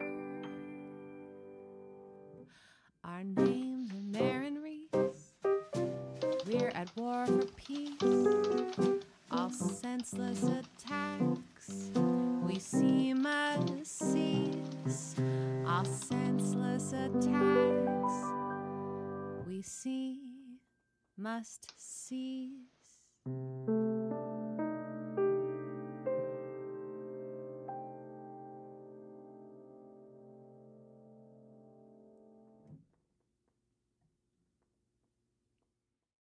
It's like, how many different ways can we surrender, even?